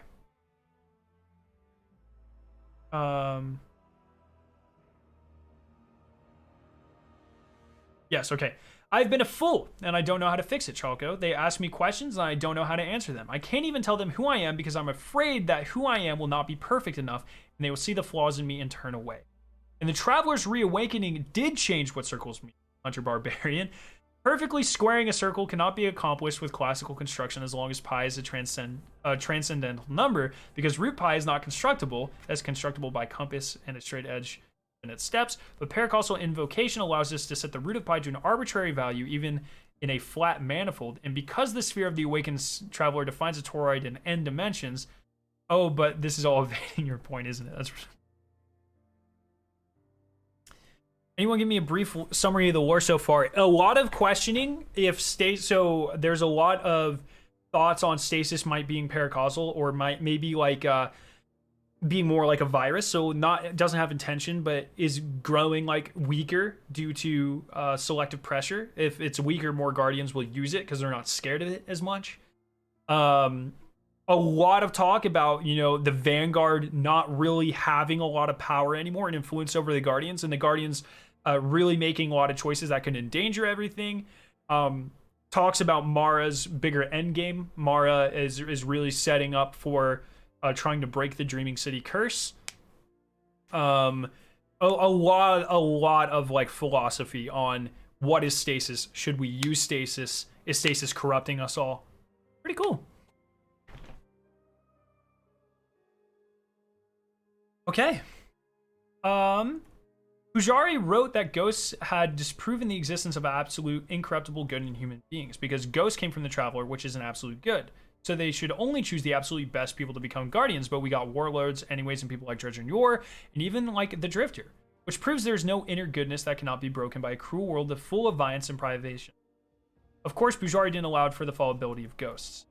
I feel like I've just said something very important. I don't know what it was. You're right that people think I'm distant in absence, and that's because I feel that people need confidence, not confusion. People seem confident when they don't change, so I stay remote. What's far away seems immovable, gets too close to people, and there's emotional parallax. They can see how you change. They see that you're complicated inside, and I can't afford that. I have to be simple for them, as simple as Shaxx. Something hurt me recently, Shalko. Something Elsie told me about her future. She said I died at Savathun's hands, that I died brutally, and that Zavala in her future told her I died because I was stubborn and self-righteous. I know it was another Zavala, wounded and in pain, or wounded and in pain, excuse me. But to hear that from a man who I respect so deeply, does he think I'm too distant? Even him, when we've shared so much? Thank you for your report. I don't know what to call what we are, Chalco. It's just what we are. Thank you always for writing. Maybe I can find some clarity in action now that I've gotten this out. Almost at the end. A couple more pages. Do you think they'll have any other subclasses? Not this DLC, but yes, there are some coming. They've confirmed that.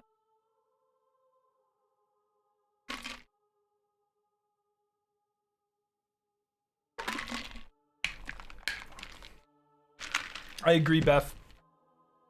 May the water of... Oh, sorry.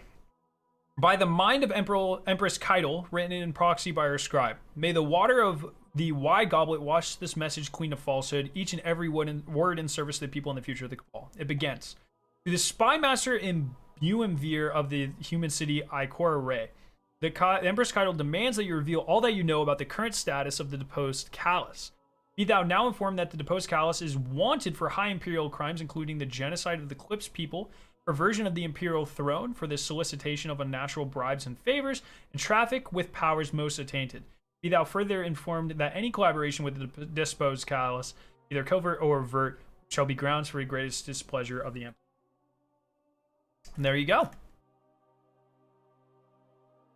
All right, Ikora Ray and Zavala playing again. Probably playing the game, but I don't know. What do you think? She wants to know if we found Callus aboard the Glycon. Zavala responds, certainly. She wants to know that we're not negotiating with her father behind her back, which we're not, are we?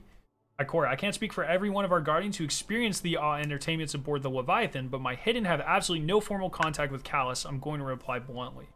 Zavala says that seems wise. Are you aware of the religious significance of the Y Goblet? It means this scion is part of a spiritual minority. Remarkable to see the phrase used openly by a scribe the Empress clearly trusts. Ikora says, has someone been gifting you Cabal religious histories? And why does she call me Buemvir? Zavala says, because you're one of the two most powerful people in our government, Ikora. Ikora says, I'm relieved I didn't think of that, and I don't feel like much of a ruler. Guardians only listen to me if they feel like it. Have you considered a state marriage to Keitel to solidify your alliance? Zavala says, have you? Dude. Oh no. Poor Eclipse, bro. I think this is actually really important. So notice they're talking about Y Goblet. It means the scion's a part of a spiritual minority. So if you look at, I know Jarv has a picture of it. Let me scroll through his medias. Yes. You see how this scion, it's clearly a scion because it has one eye. And I thought maybe they were just combining different aspects like legionary and stuff. But maybe this helmet is meant to be like one of the religiously significant scion. You know, just something to keep in mind. Maybe we've seen stuff like that. By the mind of Ikora Ray, who needs no proxy. May this, so this is her responding to Keitel. May this message find the Y Goblet full, each and every word in service to the people and future of the city. It begins. We know nothing of Callus's fate. We have no interest in pursuing contact with him, nor have we ever sought formal relations with his court. Guardians who seek his patronage do so without the approval of the tower. Information is offered freely as thanks for the Empress's assistance during recent crises. But if we do become aware of Callus's disposition, we will not share this information unconditionally. We require that the Empress provide concession or information of like value in exchange for access to our intelligence. Damn, flexing. All right, and this is what's up? Chalco. Chalco's talking now. It has been hypothesized the White Goblet could be the Destiny level. Interesting. Anyways, Ikora, keep getting texts. Ikora has until now resisted all requests to undergo the standard test battery. I've convinced her to go on record by accusing her of her vanity. Her power can't be so astonishing that merely assess it for private file would cause serious unrest. In exchange, I've been induced to include her own philosophical cavil in paragraph 2, although she has very demonstrated declared that she will not read this file. I do not believe her. Ikora's comments. Guardians insist on treating power as a monotonically increasing value with a single dimension. Guardians will casually create ordinal ranks of the power of their comrades when, in truth, but not in fact, light is not constrained by facts. Capability with the light is not only a multi-factor landscape, but strongly and stochastically influenced by circumstantial, personal, and esoteric variables. The light is, by definition, paracausal and obeys logic different from physical concepts like charge, heat, or angular momentum. Any analogy to these physical measurements of power will fail to capture the true efficacy of a guardian. Instead, we must look to self-understanding, clarity of purpose, and internalized phenomenologies and ontologies. Witness the self-reinforcing rise of guardian classes and subclasses is logically consistent and easily transmitted bundles of techniques. Essentially, guardian cultural artifacts based on distinct interpretations of the light, kernel logistics from which implementations easily unfold, or put differently, optime of discoverability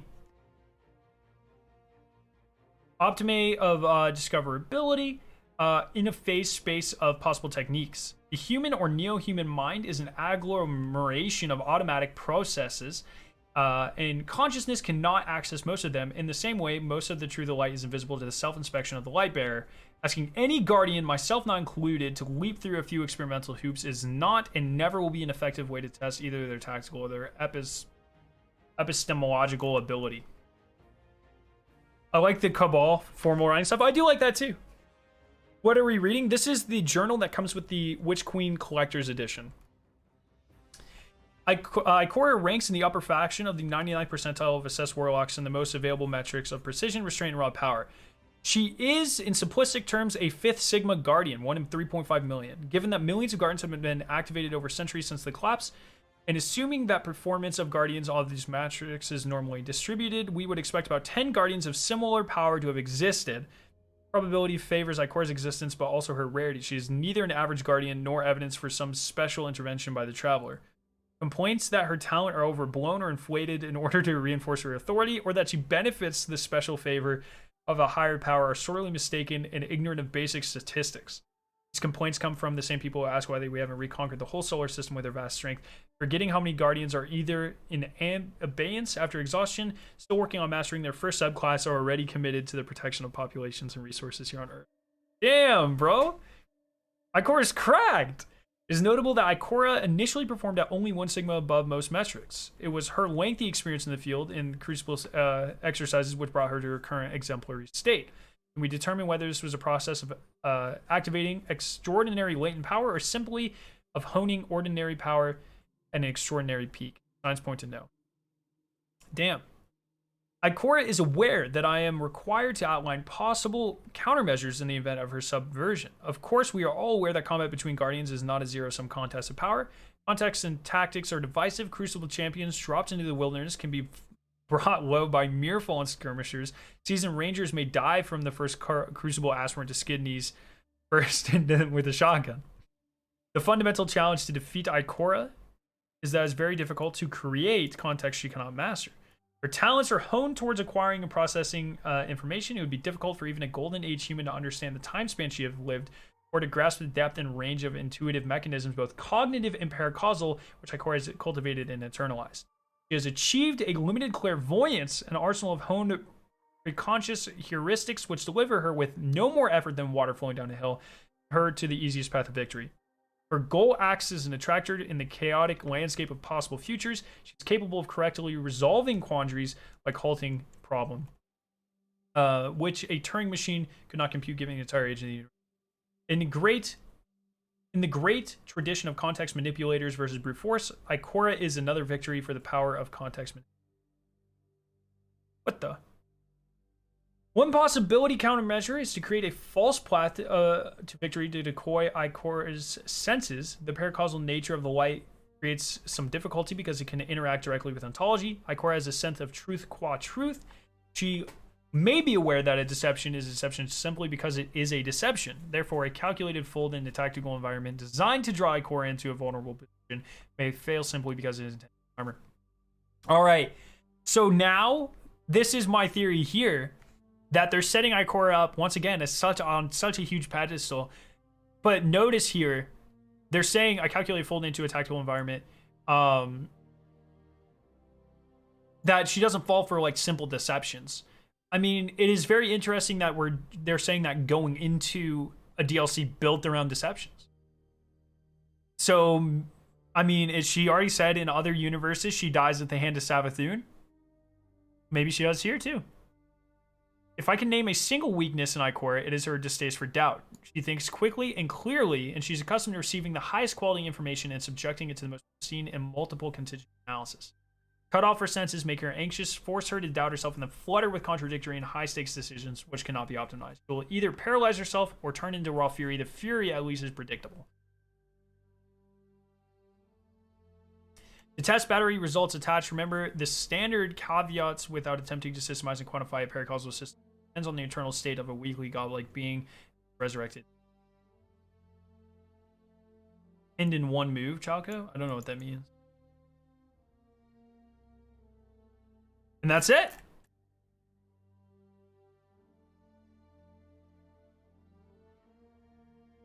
That's how Savathun gets her, because light isn't a deception. Oh, maybe they're suggesting she dies in a previous world to pay it off when she doesn't. I don't know, man. There's a lot here. That was cool. I think all in all, I personally, I think I like the lore of Beyond Lights Collector's Edition a little bit more, but just because, once again, it was just so brutal. But I do really enjoy, I mean, this gave Ikora so much character, like more character development than we've ever gone for her. It has contextualized a lot of things, like the whole year and a half she didn't do anything. Stasis getting weaker now has, lore implications. I really like the idea of, we're really heading towards that idea of a gray guardian. Like, is darkness inherently bad? Can we use darkness powers and not be bad? Can people use light powers and not inherently be good? Just pages. Holy. All right, well, 3 hours later of explaining and reading, here we are. I'm gonna go eat because I'm hungry as fuck. I will have, once again, at the beginning of the stream, I did a full explanation of how the ARG works, and where we are now. Because we've done like the first part of it, and we're just waiting for the second part. There is a chance it goes live in an hour. I'm not gonna put like a lot of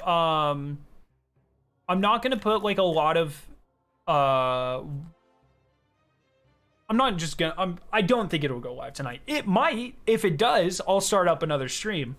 But I'm hungry, and I would love for it to go live tonight so we can solve it. Like real talk. But we'll see. But good stuff. Awesome stuff. If you missed how the ARG works, once again, I'll upload that tomorrow. Watch it. It's really freaking cool. There's a lot of great work done by the Raid Secrets community. Thank you everyone for joining and discussing all of this stuff. It's pretty awesome.